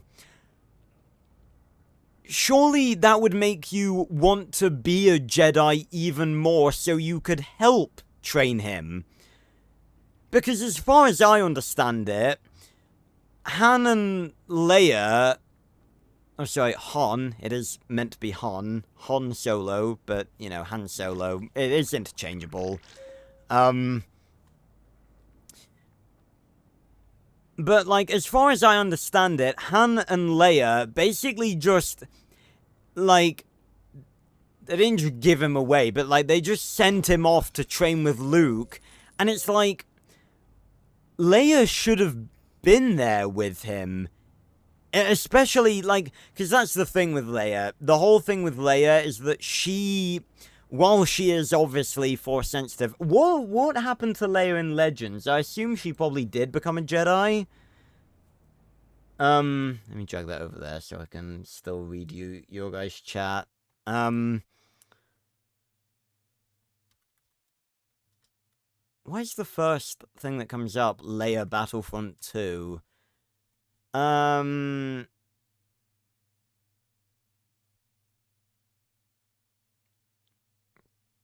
Oh, damn. In the played by section, it came up with the person that played her in episode 3, as in, like, a baby.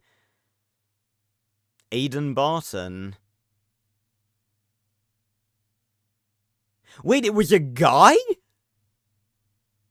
Oh, it was one... that's wild. One guy as a baby portrayed both baby Luke and baby Leia in episode 3. That's mad. That's really wild.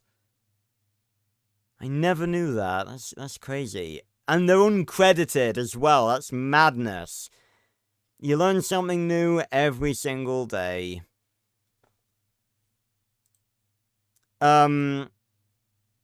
Fucking hell. What a name that is in canon. Leia Skywalker Organa Solo. Jesus fucking Christ.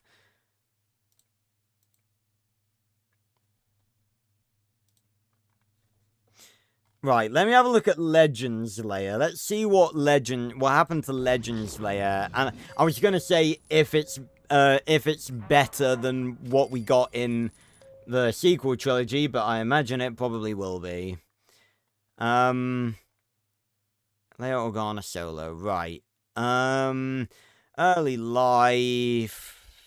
Death Star Wars, Endor on a shocking revelation. Right. Foundation of the New Republic. 4 to 8 ABY.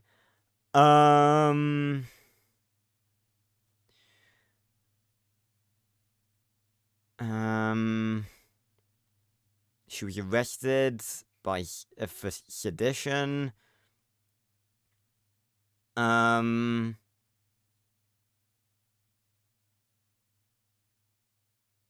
The spirit of Anakin appeared to her, to beg for forgiveness. She could not, or would not grant during that time. And let me, like, bring it over here and, like, minimize it so I can see you guys and the game and this. What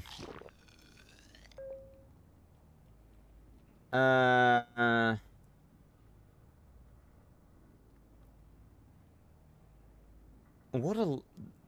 Okay, she encountered... Is there a stranger? She encountered someone named Lamaya. Listen to this whack-ass line. Run back to your friends, little Leia, but you have worse things to worry about than stormtroopers. Before long, you and everyone you hold dear will learn just how pretty dangerous a foe I can be. Why wouldn't you just say dangerous? Adding the pretty to it, like, saying pretty dangerous just makes you sound, like, weaker. Imagine if Vader turned to the light and wore his white outfit with a blue saber and stuck around with Luke and rebuilt the Order. Yeah, we're gonna say there was, like, a what-if comic about that, wasn't there? I haven't read it, but it's probably pretty cool. She must have become a Jedi, surely. I'm, like, skimming it because there's a lot here. Leader of the New Republic. Minister of State. Although most of her life was devoted to such matters of state, she engaged in limited study of the Jedi arts with her twin brother Luke Skywalker as her teacher. So that's similar to how it was in the sequels. Notably, she wielded a blue-bladed lightsaber that she built herself.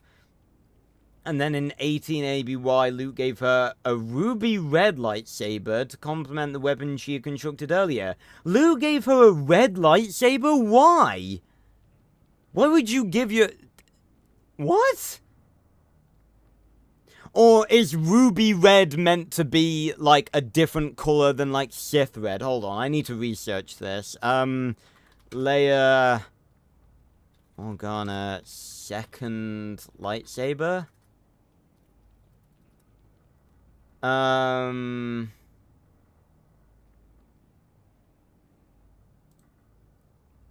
Leia's lightsaber.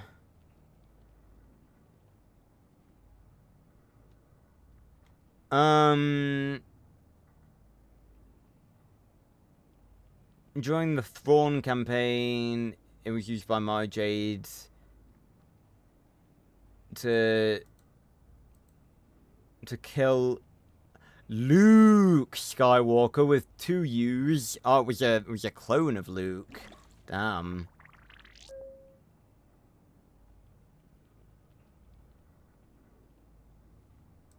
Luke. Luke Skywalker.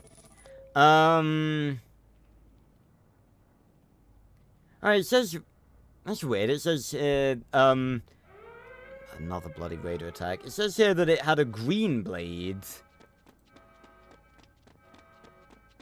Yeah, the less words used for a sword, the cooler it sounds. Yeah, that's actually a pretty good way of saying it, Fitz. You're right.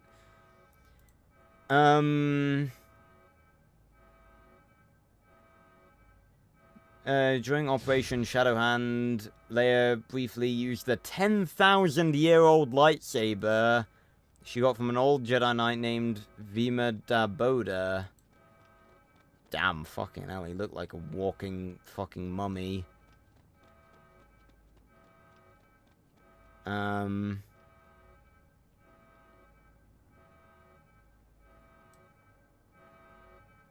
say, where'd they go?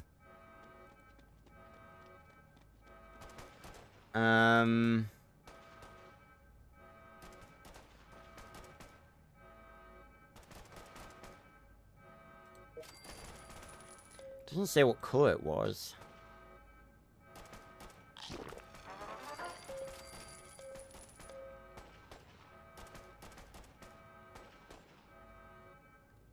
Okay,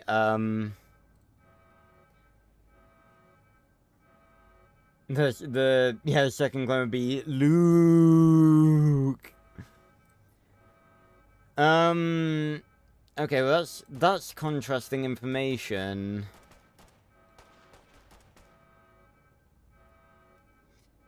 Oh,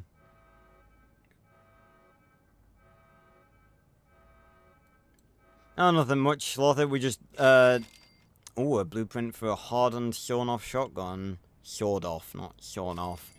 I guess they're interchangeable. Just discussing Leia and her Legends version and how it is seemingly better. Yeah, so Leia utilized several lightsabers, so... Her first it says the first lightsaber was created by herself and she was taught under her twin brother Luke Skywalker, but it says Leia's lightsaber Legends. Oh yeah, I was in Legends, but it says it was green. Okay, I'll ignore that for now. So then she used the 10,000-year-old lightsaber.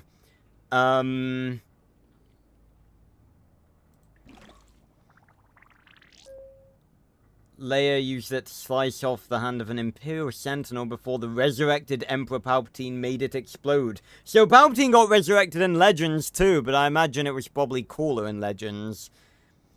Aboard the Eclipse, Leia used the lightsaber of unknown origins to duel Luke, who had been mentally tormented into becoming the apprentice of Palpatine. The color briefly became pale blue when she dueled and killed the fallen Hutt. The fallen Hutt Jedi! What? Beldorian. A Hutt Jedi. A Force-sensitive Hutt Dark Jedi. Who served as a Jedi Knight during serving the Jedi Order and the Galactic Republic roughly 400 years before the founding of the Galactic Empire. Fucking hell. How the fuck do you even become a Jedi as a Hutt? You can barely do shit. Alright, welcome back, Denise. Good job.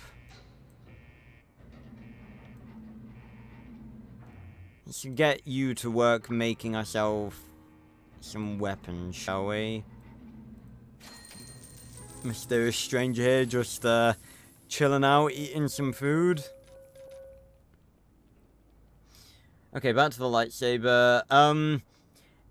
Yeah, here we go. In 18 ABY, Luke gifted her a second lightsaber that had a ruby red blade that he built from scratch. The lightsaber is described as smaller than her previous one. While training under Sabatine, Leia's previous lightsabers were taken by her new Jedi Master, who told her that they did not reflect her skills anymore, and that it was time that she build a new lightsaber, one fit for a fully fledged Jedi Knight. Leia had built a blue-bladed lightsaber that she used throughout the Swarm War and thereafter. While the text inconsistencies, while the text of, Dark Force Rising, specifically calls Leia's lightsaber green-white, as does the text of The Last Command in Chapter 27, and it appears as green in the 5th issue of the comic adaptation of Dark Force Rising, and on the cover of The Last Command. It was depicted as blue in the 6th issue of the comic adaptation of The Last Command, and is described as blue in Planet of Twilight. Okay, so it's just a bunch of inconsistencies. When asked about what type of lightsaber she would like during an appearance on The Late Show with Stephen Colbert when promoting her new book, The Princess Diarist, Carrie Fisher said she liked the color purple. I'm not gonna lie, Leia with a purple lightsaber would have been sick. See, that's my problem with the sequels. Because, like, the prequels, you had, like, obviously, the originals, you only had blue for Obi-Wan and Luke's first lightsaber, you had red for Vader, and you had green for Luke's second one. Which, by the way, as I'm sure is pretty decent common knowledge at this stage, the only reason Luke had a green one was because there was a lot of, like, blue sky and green screens and stuff, and they... Hold on, I need to actually look at what I want to make sure I don't get anything wrong. Yeah,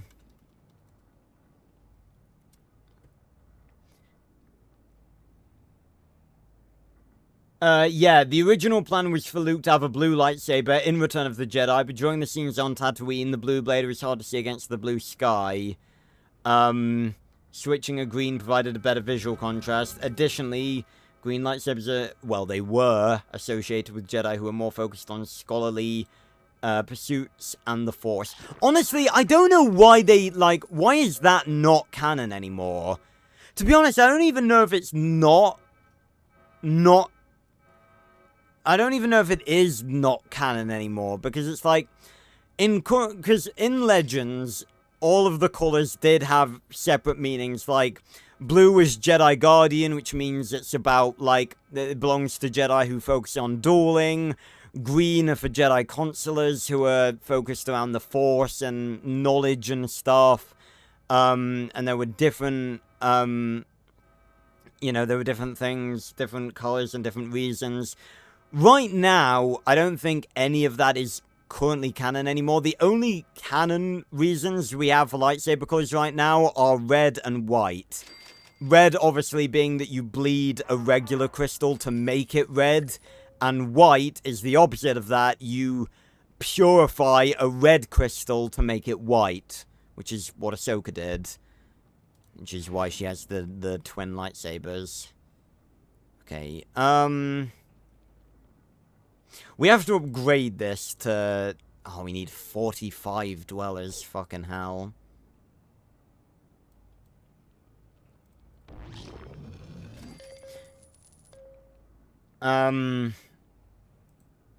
Okay, so...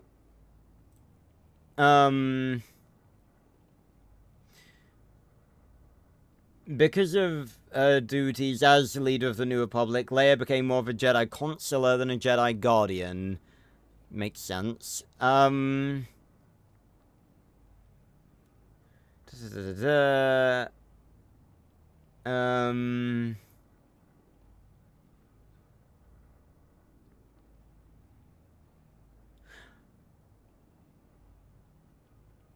Okay, oh my god. Fucking Jabba's dad broke out of prison and vowed revenge on Leia. God, I didn't even know Jabba's dad would still be alive. I'm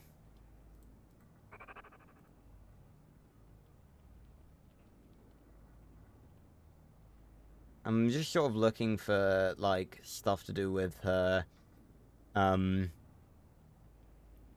Jedi training.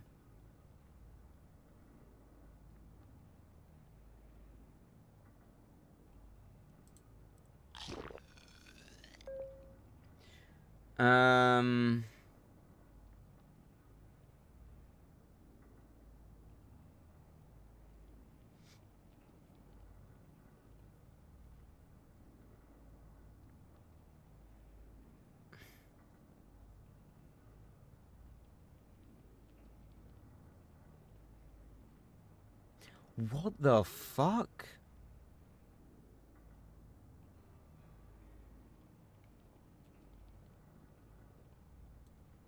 The mysterious stranger, where the fuck is he? He's in the elevator. Okay, so Han... Okay, so Han was off, fighting Warlord Zasinji. No idea who that is. Which caused the rift between the two. Leia got offered a hand in marriage by someone else, which would have been a good political marriage, and she was seriously considering it. Listen to this, right? This is a crazy sentence. Crazy. Jealous, Han kidnapped Leia and took her to Dathomir, a planet he had won in a high-stakes Sabak game. In Legends, Han won Dathomir. Is Dathomir the same in Legends as it is in... It is definitely not. Oh, no, it is. It just looks different. It was home to the Witches of Dathomir in Legends. Oh. It was inhabited by Force-sensitive humans known as the Witches of Dathomir, along with their evil counterparts, the Night Sisters. But in current canon, aren't the Witches of Dathomir and the Night Sisters like the same thing? It was also the homeworld of the dreaded Rancors. Is that still canon? Rancors. Canon. Homeworld... Dathomir, Felucia, and Ottathan. Okay, so it is actually still canon.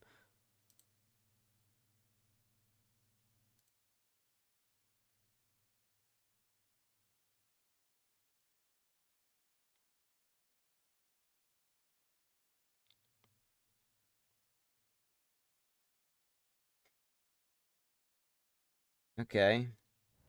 That's cool then. Right, actually, it'd probably be better if we, why can't I filter by stat? I just want to make, like, the best stuff we can make. It's not much, is it? 20, okay, I definitely want, more... stim packs. Stim packs? Stim shots. What are they called? I can't fucking remember what they're called.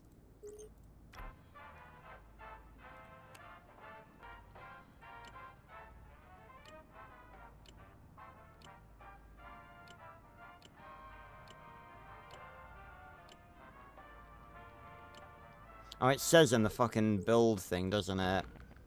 Radaways and Stimpaks. Yeah, it is Stimpaks, okay. Okay, so Han kidnapped Leia and brought her to fucking Dathomir. And Han promised to return and accept whatever punishment was deserved if she would spend a week with him and did not love him by the end. Fucking hell. Honestly, I don't want to give the sequels any credit, but this sounds whack. This does not sound anything like what Han is supposed to be like.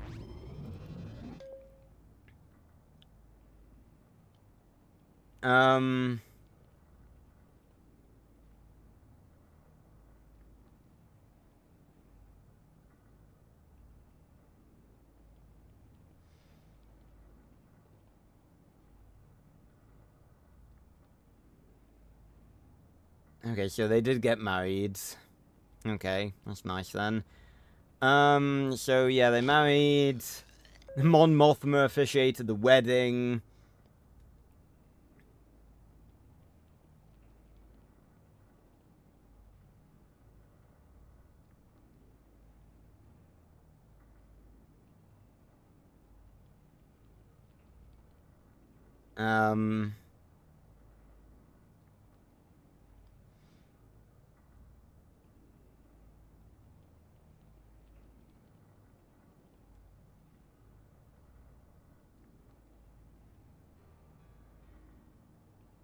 I hear a mysterious stranger. He's in the elevator again, he's lurking.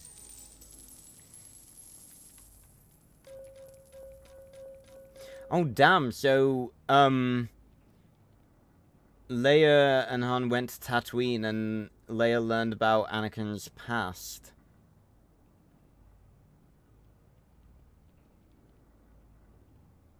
Oh, I misread.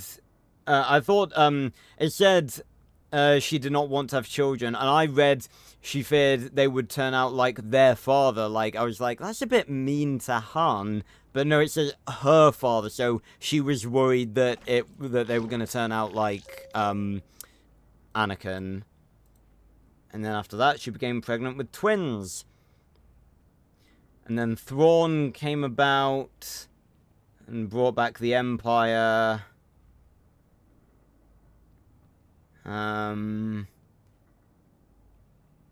During the Thrawn crisis, she gave birth to the twins, Jaina and Jacen Solo.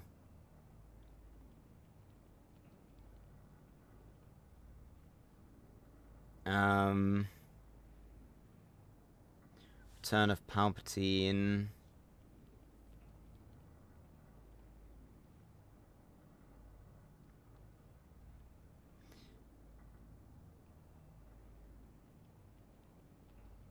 Bloody Nora.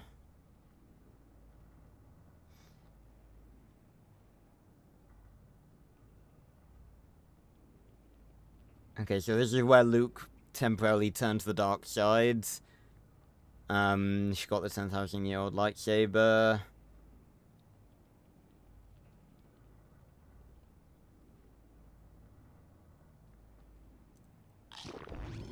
Oh, hey, Jacen. 9 minutes.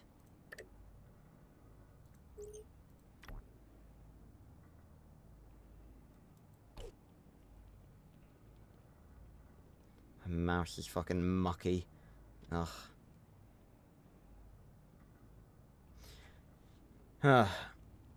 Yeah, I'm gonna say, neither had I before I played it for the first time on stream a couple of weeks ago.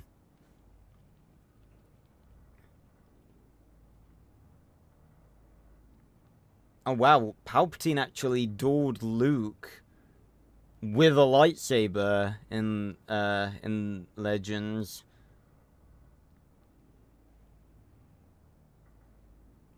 Damn.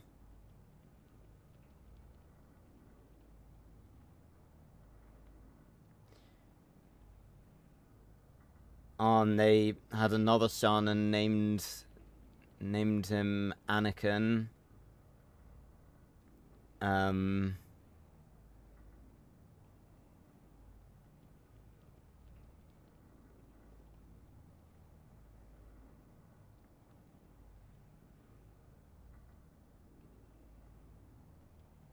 Damn.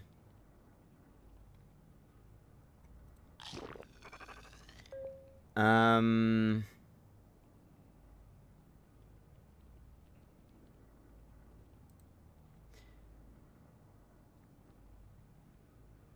Live, Jedi, okay.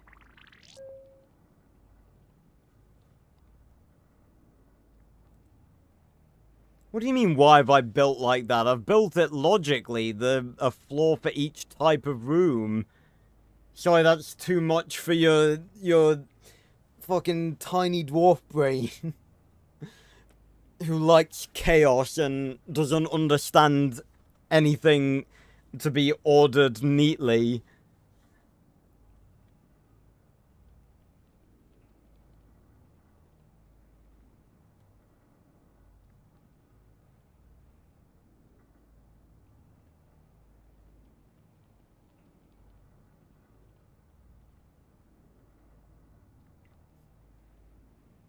Dwarf would imply it has size. Ah, oh, that's a good one, Fitz.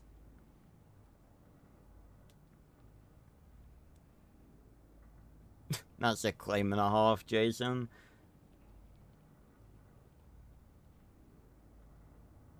Oh my god, another bloody raider attack.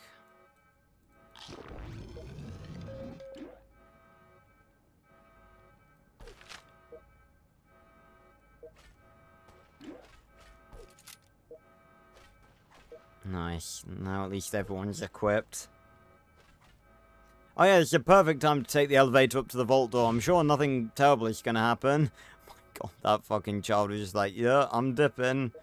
Fucking Wayne. It's fucking Batman.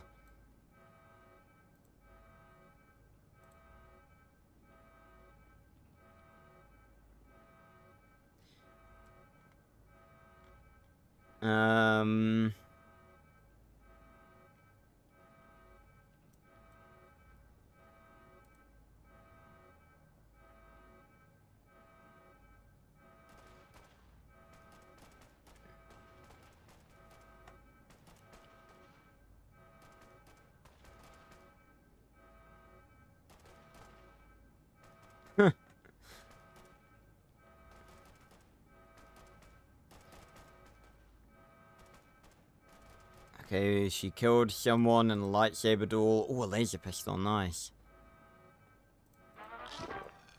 Oh my god, they managed to kill all of them. Let's go. We stopped them from getting down to the final layer, finally. Not even the final layer, this layer, god damn it. Stop limping about! While you're still limping about, we can't continue to make power. Just die already, thank you.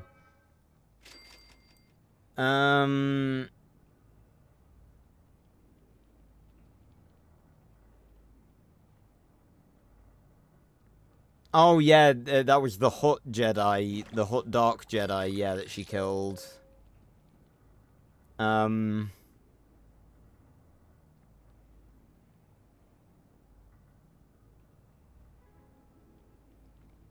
Oh, and that's hardly fair. The fucking mysterious stranger showed up while I was fucking dealing with the raiders. Yeah, you can't put dwellers in the overseer's office because this is my office. Get out of my fucking office, child! Get out of here, Wayne.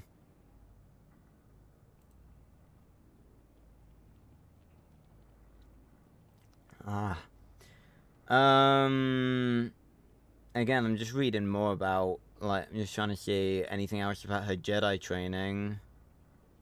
But she, seemingly in Legends, she was, like, properly trained by Luke, and she had a fair few lightsaber duels as well. That's pretty cool.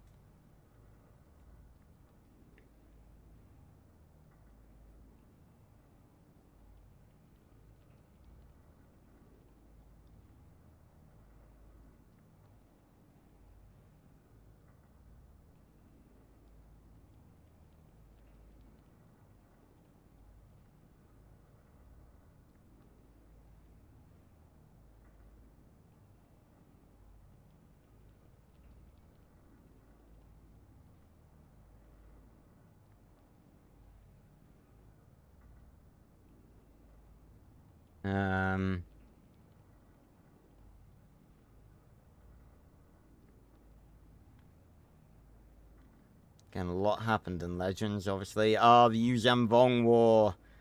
Heard a lot about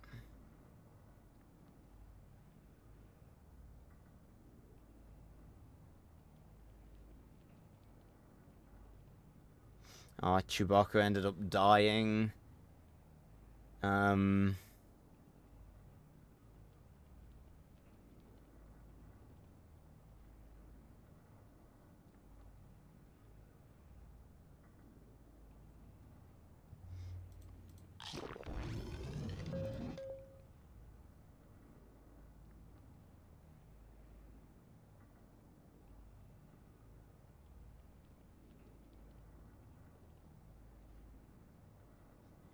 While on vacation, Leia and Han ran into a previously unknown group of Jedi called the Wild Knights, which was led by Sabbatine, and helped bring them to Luke's attention and into the limelight of the war. That was her new master, wasn't it?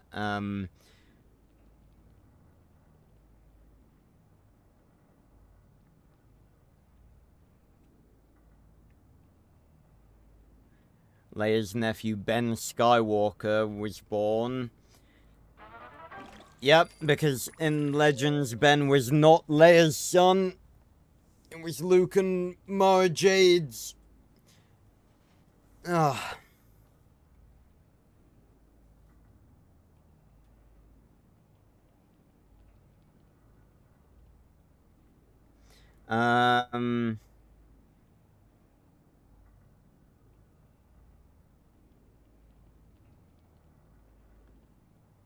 Aiding the war effort. Dark Nest Crisis.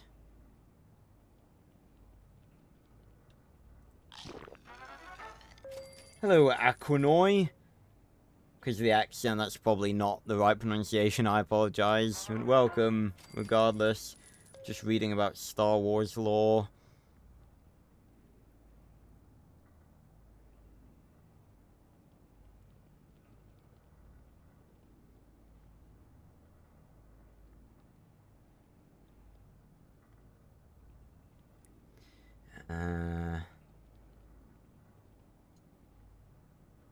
Yeah, Saba took a lightsaber, and she was to build a new lightsaber, and she trained under Sabbatine for a further 4 years.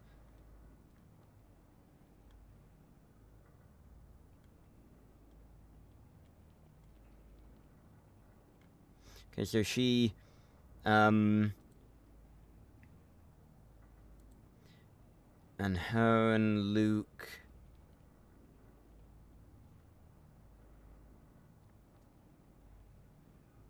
Oh yeah, this was after Mara Jade, yeah. Her and Luke towards Alamara.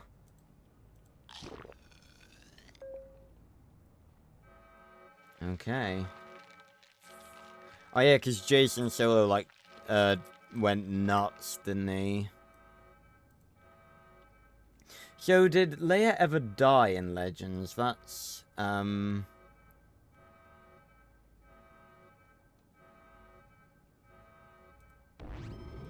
Radroach infestation.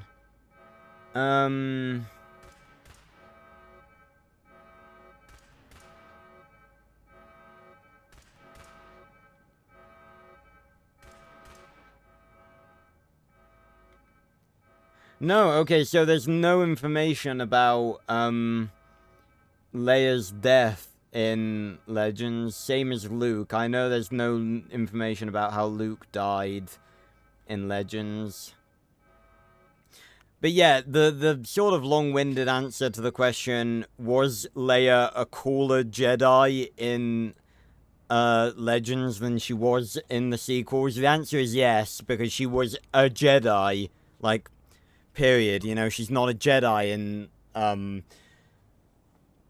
the sequels. Again, that's the problem, right? They couldn't really have adapted all of the Legends sequel shit, because it's like, obviously they were only doing it, like, X amount of years after, you know, so many years after the originals where all of the actors were really old. So they couldn't exactly adapt all of the stuff about, like, Luke and Leia and Han and everything, like, all the early stuff, because, you know, they were old, and a lot of the stuff that happened there, you know, took place while they were young. Again, it's very, very tragic. It's very tragic that it's like, we don't really have another, oh, bloody hell. Chandler's there. My lips are incredibly dry.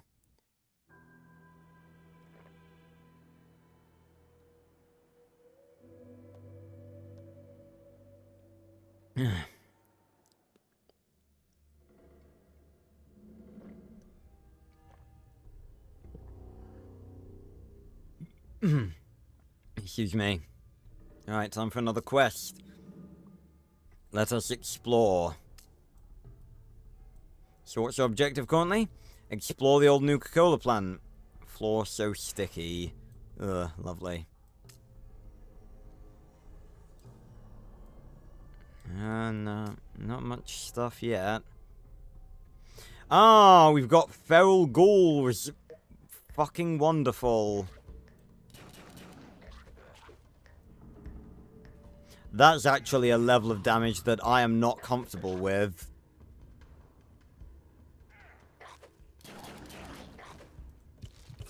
Okay.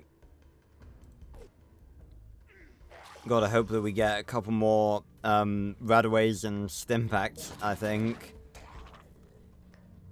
Come on, Chandler.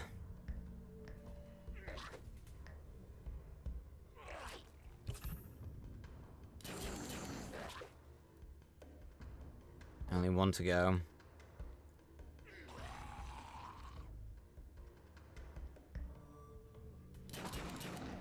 It's a good job we've got this, because this is a very good weapon.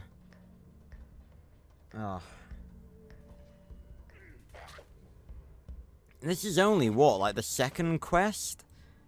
Amazing that we're dealing with enemies that strong that early.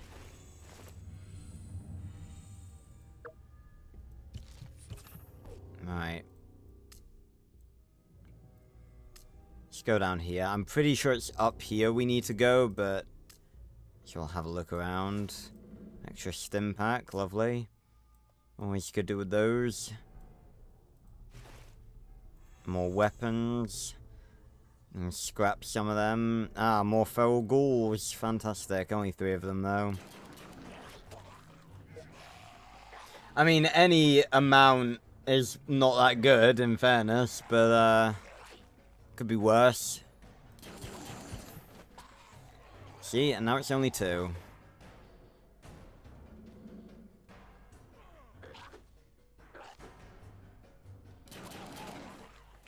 Oh, and it's about to be 0. Payow. Take that. Off with your heads. Right, so you can level up, but I think I'll save that until we're like almost dead, because then we'll get like full health back, just like Skyrim. Wonder if that happens on Oblivion as well. Again, not sure how the Oblivion level up system works. I'm excited to figure it out though. Excited to find out. Right, we got another 3. Right. Bam. Okay, so it cures health, it doesn't cure radiation. But that's at least 1 Stimpak that we didn't have to use.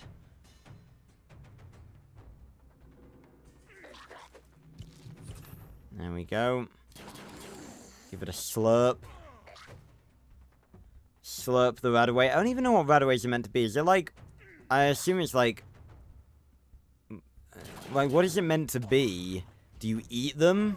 Do you slurp them? Is it like liquid that you drink, or do you... I assume that's what it is. Oh, another Nuka-Cola Quantum. Nice. What are Radaways?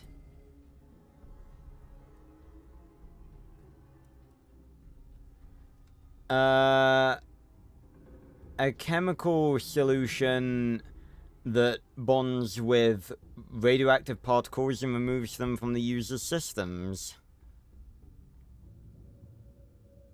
So yeah, I assume you drink them. It's a chemical solution.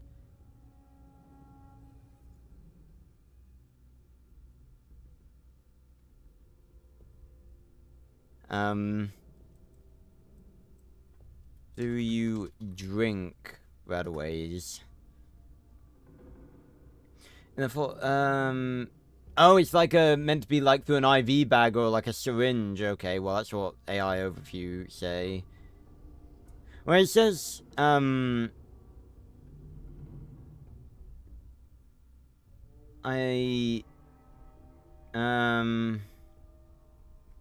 is Radaway used?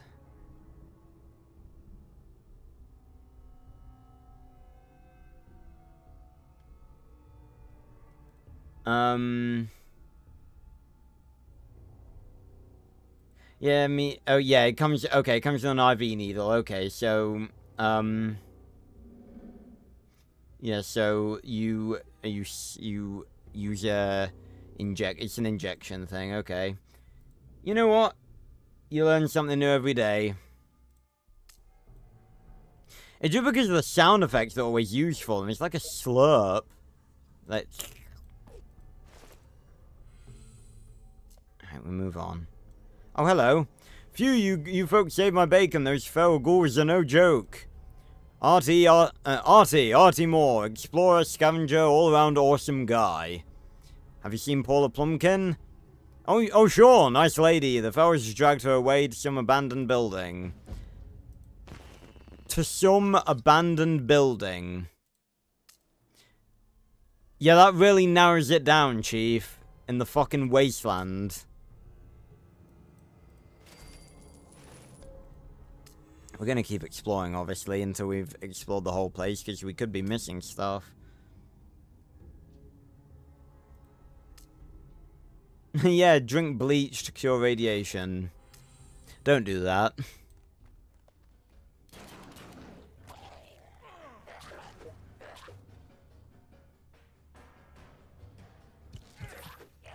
Yeah, I got worried then that those 3 hits from those 3 ghouls were gonna be too much for poor Joe.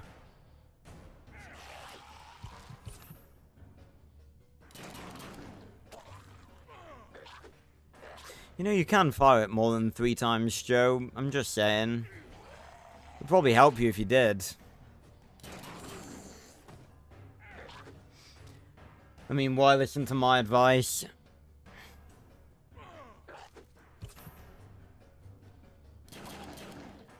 My god, just kill the fucker. Kill it. This is not even necessary. That was so over the top. A baseball glove. Okay. Reminds me of Wii Sports, which we are going to be playing next Wednesday as part of my birthday stream. Oh, nice. And nothing else. Right, that's the place searched completely. And back we go. And we got an extra Nuka-Cola as well. And some decent guns. Not many caps, though.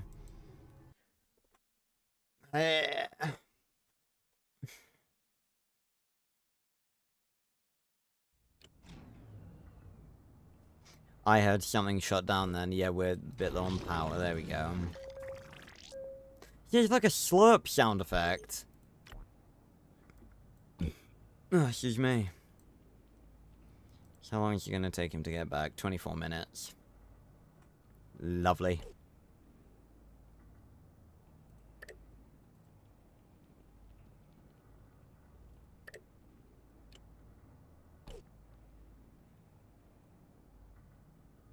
How intelligent is Denise? How has she got 5 agility by default? God, she must have had some fast parents.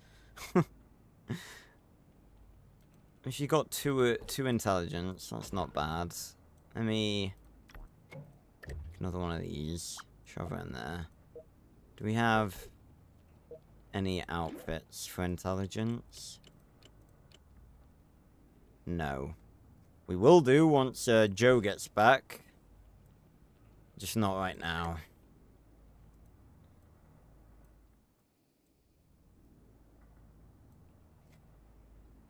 But yeah, I honestly feel like I could do a decent-ish job rewriting the sequel trilogy. Could be a good video idea.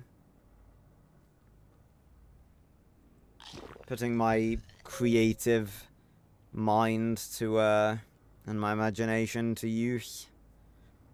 You know, I've done it for a lot of the obscure things I've done. Why not do it for something a bit more popular? But again, that's the thing with, like, I've never really considered it until now, but it's like, when it comes to the sequel trilogy, a lot of the time, people want to, you know, be like, oh, you could have included, I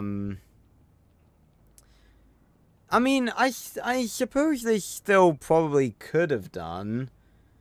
Like, I don't see any... Oh my god, another raider attack? I don't particularly see any reason why you couldn't include, like, why you couldn't have Luke married to Mara Jade, or have Han and Leia having, like, 3 kids. I don't really see a reason why you couldn't have that. You don't have to make it accurate to the stuff that happens in Legends. It's like an adaptation at that point. It's like just do it a bit differently. But don't just completely ignore everything that's in Legends.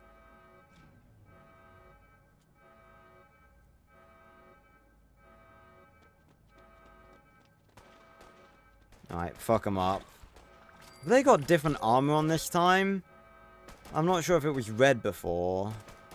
Maybe that means they're tougher.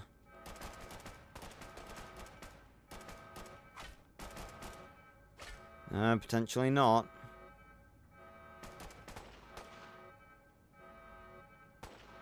There we go.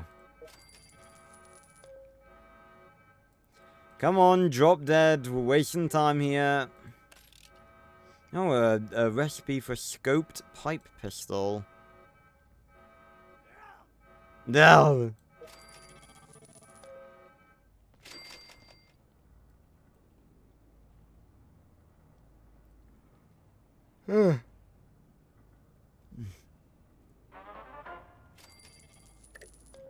Ah, there we go. 1 second. Fantastic. At least it was this room that got turned off and not this one.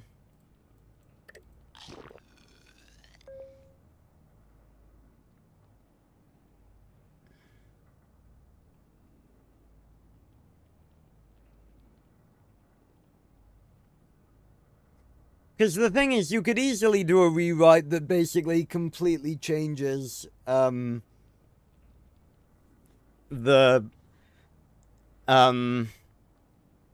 completely changes the sequel trilogy.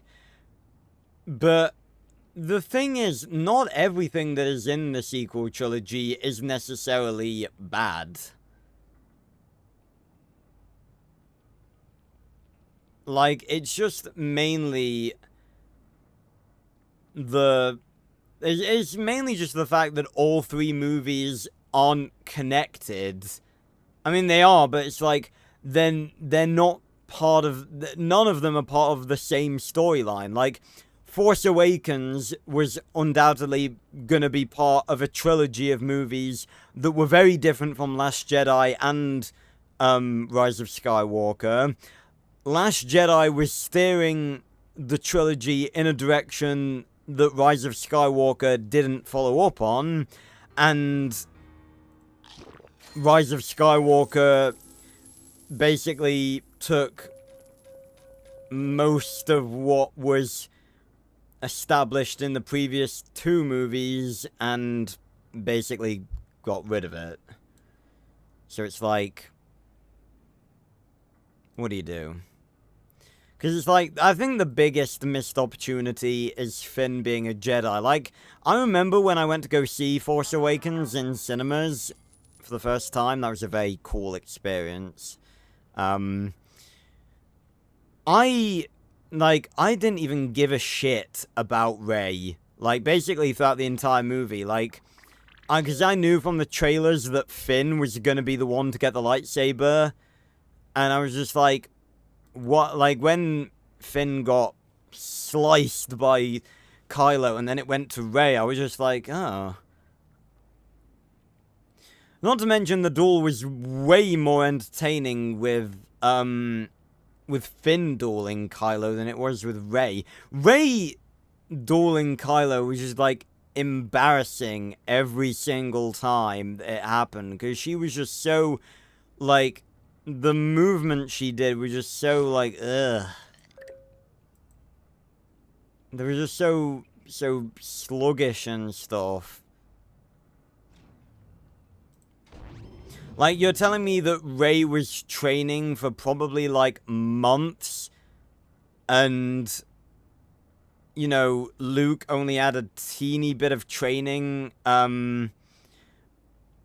with Yoda on Dagobah, and yet, like, Luke was doing, like, these advanced, like, saber, techniques, and basically, all the Rey's fucking doors equated to was her constantly going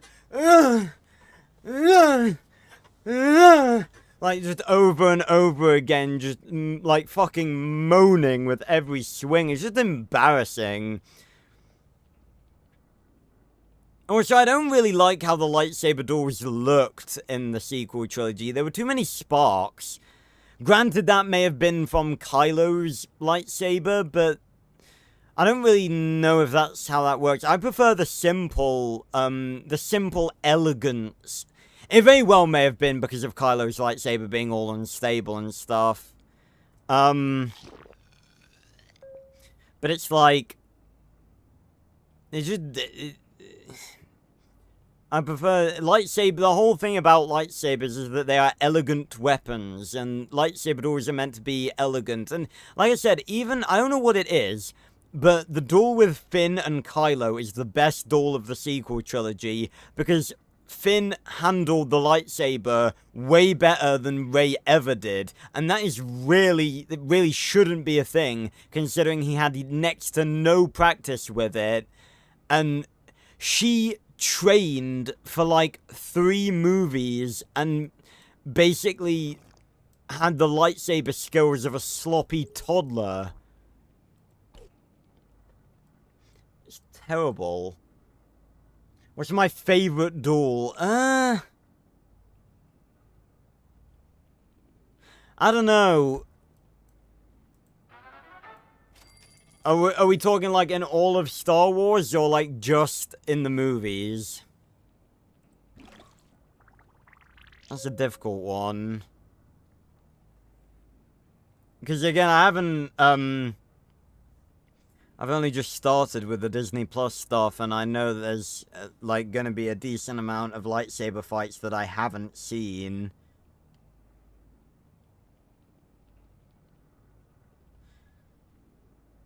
In the films? Okay, that narrows it down a lot, then. I don't know.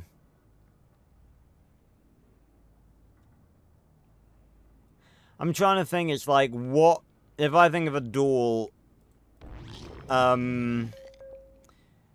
what makes me really feel like that spark of like, oh my god, I love Star Wars so much.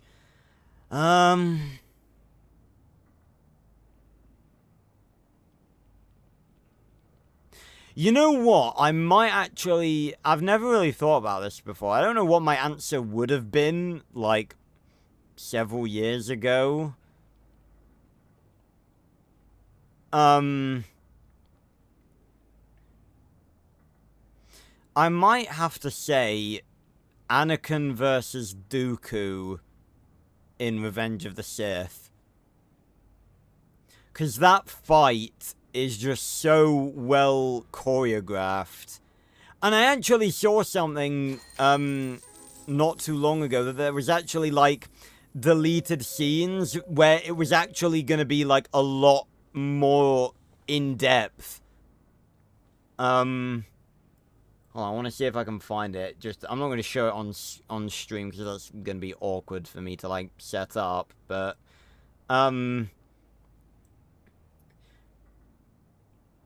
there was let's see.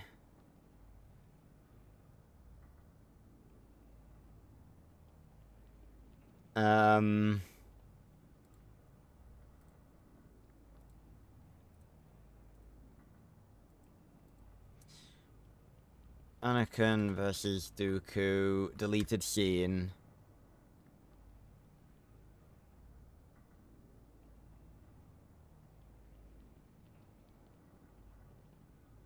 Yeah, okay, I'm just watching it now.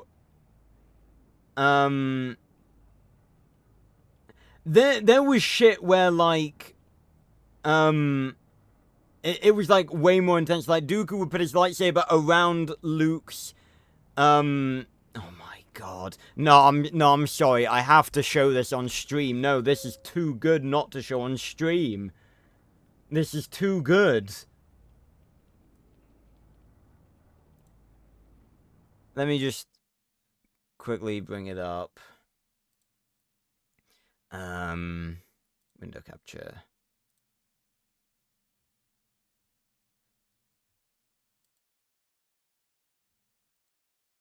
Bam.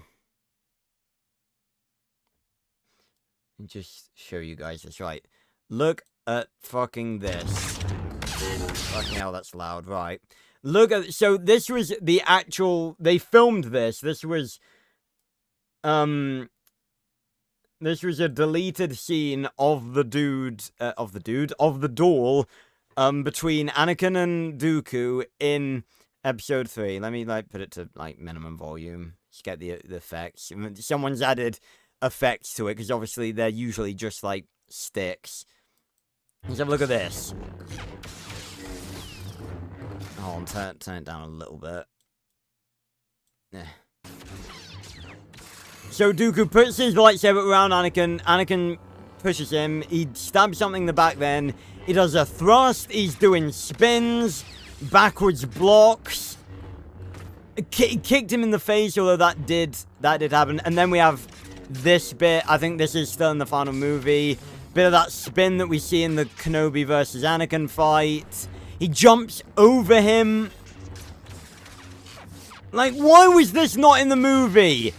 This would have been insane. The cinemas would have been screaming. And he hits him in the eye.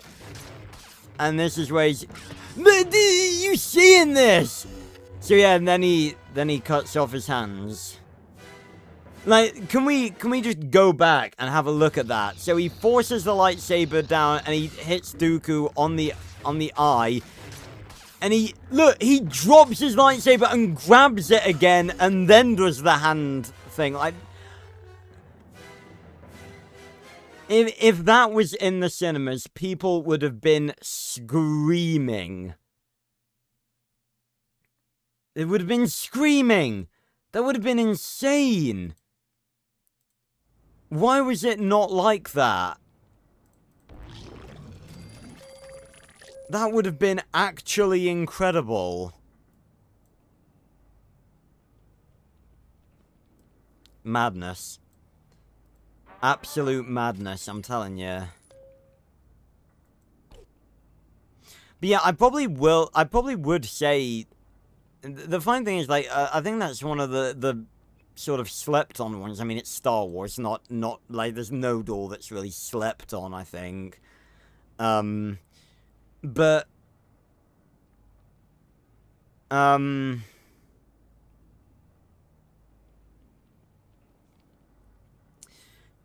I think that one's a bit underrated. It's like, not, when you think of Revenge of the Sith, it's not one that a lot of people think of, like, immediately. These rats better fucking run. Don't go down here, kids. Oh wow, and because it's not connected to any rooms, it didn't, the fire didn't spread, it just went out. That was lucky. Oh, and these are all guns that we can get, I think. These are sprites. I'm pretty sure there was a time when Fallout Shelter was actually 2D. Like, these bits were 2D. They weren't 3D. I'm pretty certain there was a time when that was a thing.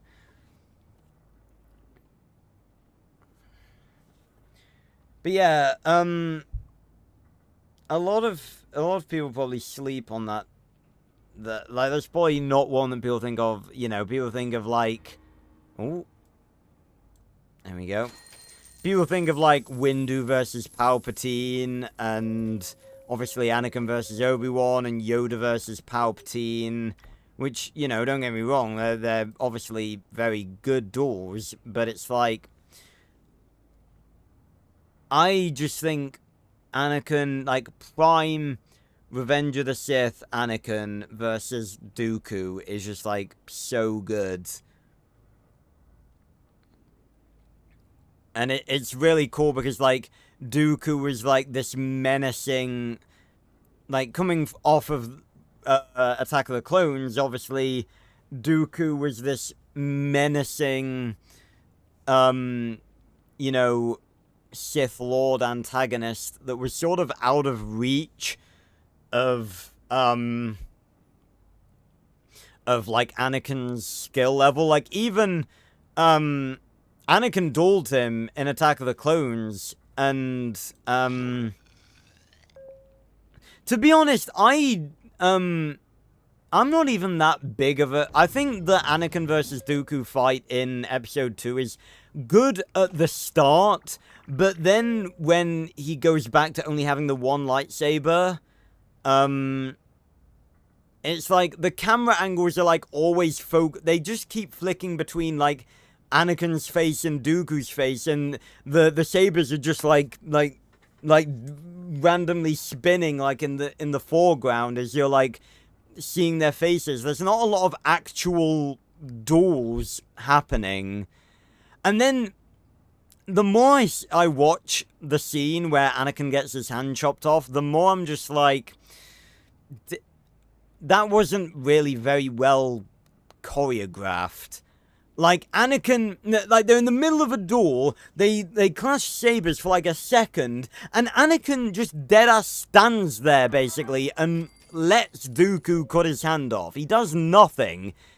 It wasn't like, Revenge of the Sith, where Anakin, like, rapidly got the drop on Dooku and cut his hands off. Like, it's... He literally just... He stood there, and as Dooku did, like, a really slow swing to cut his hand off, he just stood there. So it's like, yeah... I'm a fan of that duel up until that point. It's not the best duel. But I'm pretty sure Anakin, because Dooku was sort of toying with Obi-Wan, I think, when he was dueling him in Episode 2. But I think Anakin actually did a better job of dueling Dooku. Which is madness, considering that, you know, Obi-Wan was a master. And was he even a master then? I don't even know if he was a master then. I think he was a Jedi Knight. When did Obi-Wan become a master? That's, Yeah, when did Obi-Wan become a master? Obi-Wan became a Jedi Master in 22 BBY following Anakin Skywalker's knighthood and the events of the First Battle of Geonosis. This also coincided with his promotion to the Jedi High Council. So, following the Battle of Geonosis, so he wasn't a Master then, he was just a Knight. You do have to... Typically, you do have to be a Master to have a Padawan, don't you? Do you have to be a Jedi Master to have a Padawan?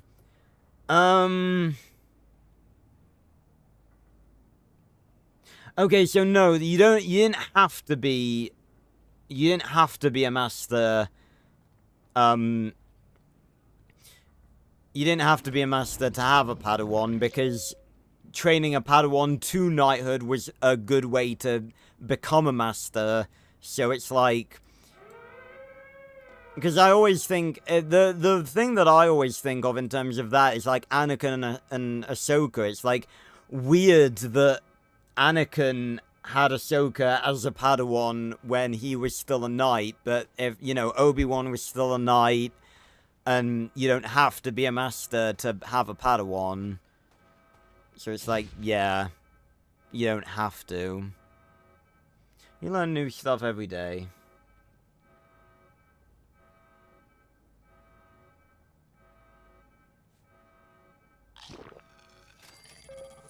Three minutes. Hurry up, Joe.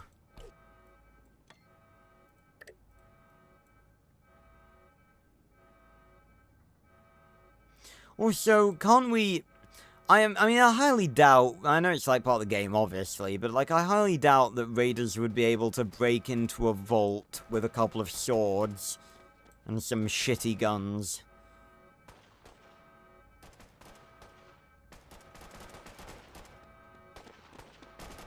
Shoot them!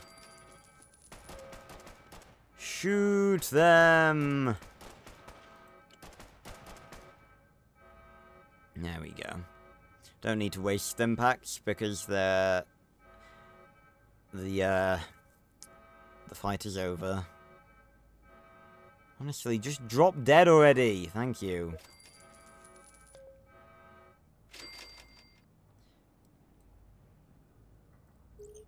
Oh yeah, we can scrap a few guns, can't we? Oh, we got a desk fan from that. There we go.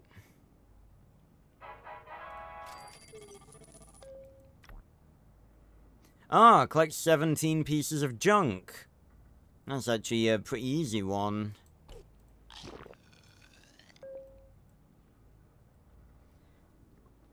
Ugh. How many pieces of junk is Joe bringing back? 6 pieces. Not bad.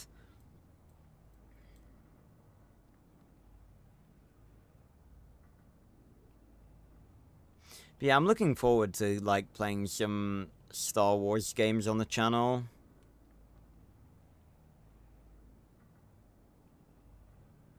Oh, I saw you appear.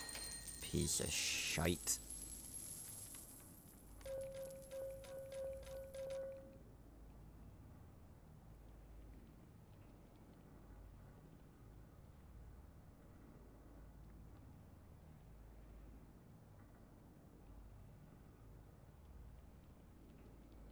I was thinking maybe, because we were talking about streams and the schedule of them earlier, maybe I'll like leave Knack for like after we finished Oblivion and go straight from Lost Soul Aside into playing the Star Wars games, because like I almost don't want my like me being into Star Wars to like fade before we get there, if that makes sense. So yeah, maybe I'll leave Knack until after we finished Oblivion. Again, Knack's not going anywhere. There we go. I was gonna say, where is this bitch?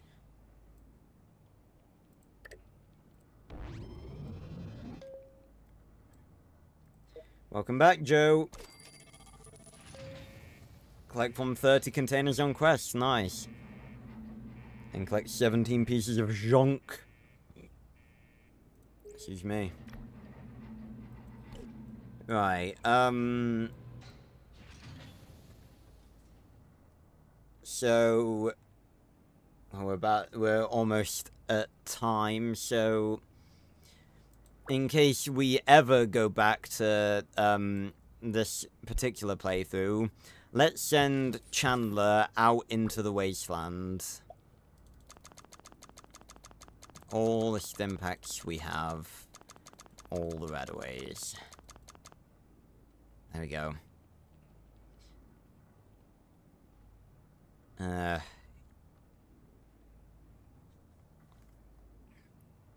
It'll be hilarious if I eventually come back to this and he'll literally be, like, dead. Actually, is that a bright idea?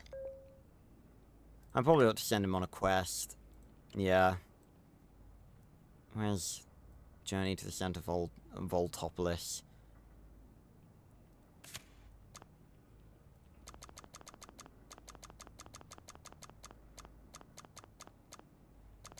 Send him with all of them, because there's going to be more feral ghouls there. Off you go, Joe. Only at 55% happiness. He's a depressed motherfucker.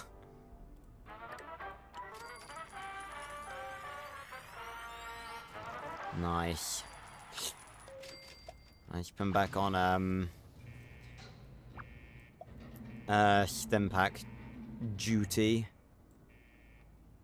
Off he goes. How long is it going to take him to get there? 44 minutes. Ah, nice. Well, this has been the chill stream that, you know, I believed it would be. Had fun talking about Star Wars stuff and all the awesome streams we've got planned.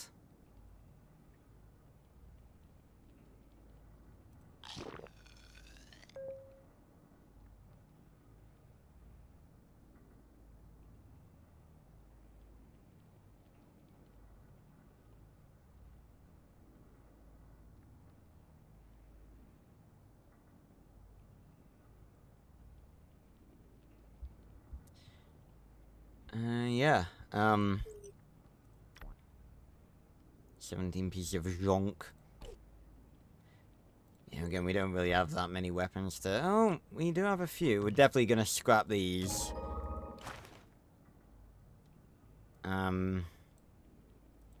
Scrap.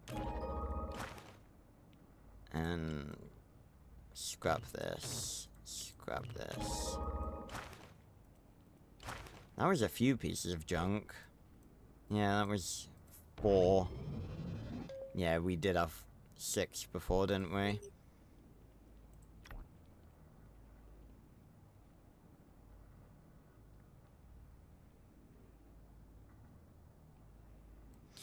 But yeah, again, still unclear as to why this game got so many votes in the revisit vote. Maybe people just saw Fallout, and I don't fucking know. It's like I really did not expect this one to even... I expected this one to be stone dead last. Forget fucking first place by 60%.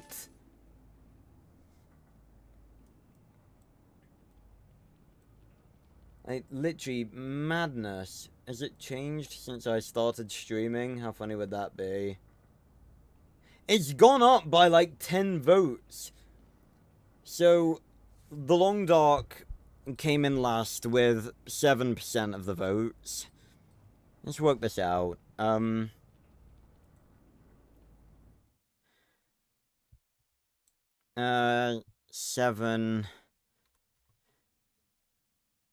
out of 150. No, that's not how that works. 7%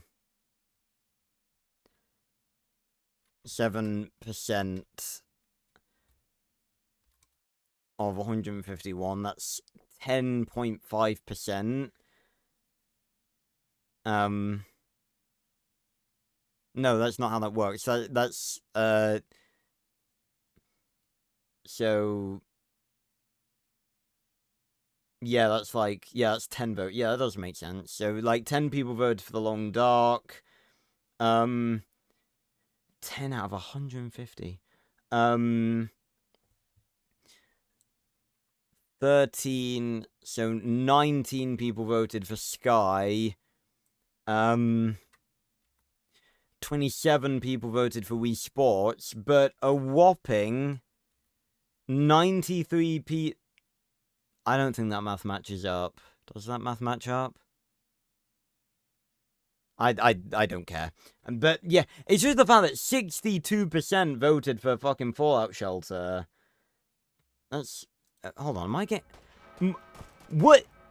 More raiders? Seriously? Jesus. My goodness me. I'll tell you what, it's a good... oh, no! No! One of our dwellers... oh, fuck. Well, at least we can revive them. Yay! Just drop dead. Joshua Boyd. Come back to life, Joshua. There you go. Good lad. Also, all of the children are, like, literally about to grow up. We gotta wait and watch them all simultaneously grow up. But yeah, I'm just perplexed as to why so many people voted for it. I mean, I don't really think it's that popular.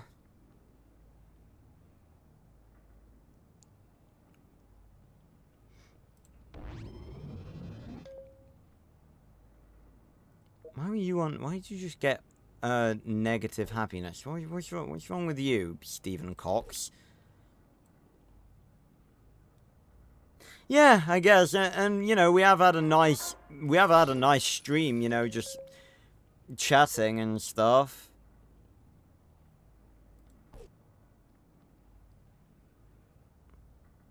It's just not really what I expected. I definitely was anticipating to be playing the other 3 games.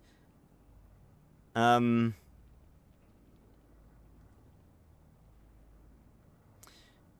one of the other 3 games, because it's like, you know, I just assumed that they would all be more popular. But, of course, I will be playing them next Wednesday on my birthday. And, of course, 6,600 caps. Execute Order 66. How fitting. Come on, kids, grow up. I know you're there. I know you're about to. Don't lie to me, boy! Yep, there we go. There is one. That'll be Wayne. Oh, Wayne the man. Oh, and there's Roy. Just grown up. There we go. I just watched that. That was Istvan. And where are the 2 girls? There's one there. Where's the other one? Ah, there's... in my fucking office! Mildred! Yep, there's Judith. Amazing that when they grow up, they lose, like, proper eyes. Isn't that weird?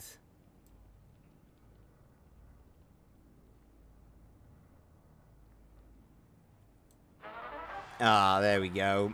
Mildred. Alright. Well, that is fantastic then. Damn Vince, rip. Ugh. Well, everyone, that is going to be it for tonight's Game Night Revisit. This was a lot more chill of a game night, especially a lot more chill of a revisit than any we've had before. But it's been nice, you know, just chatting with y'all. Learn about Star Wars lore, talking about Star Wars, talking about the stuff I've got planned. So, yeah, if you did enjoy, make sure to go down into the description down below and go join the casual Discord if you want to be automatically notified whenever I upload or go live. I will, of course, be back next week. We've got a bunch of really cool streams next week. On Monday, we've got the beginning of Portal Revolution. On Wednesday, we've got my birthday stream where we're going to be playing Wii Sports Resort and The Long Dark and Sky. On Friday, we've got the beginning of our journey into Black Ops 2 Zombies, which is my favorite iteration of zombies ever. And we'll be starting off with Transit, which I'm very much looking forward to. And on Saturday, of course, we'll have another game night, which I'm thinking is going to be, if I don't change my mind, Super Mario Bros. 3 on the Wii. The original Super Mario Bros. 3. Again, that's not final. Again, I'll make sure, you know, it'll be in the stream announcements tomorrow. But, yeah, so if you don't want to miss any of those, obviously subscribe, go join the casual Discord if you want to be automatically pinged whenever I upload or go live. And I will see you on another video or stream very, very soon. Goodbye, everyone. Thanks for stopping by.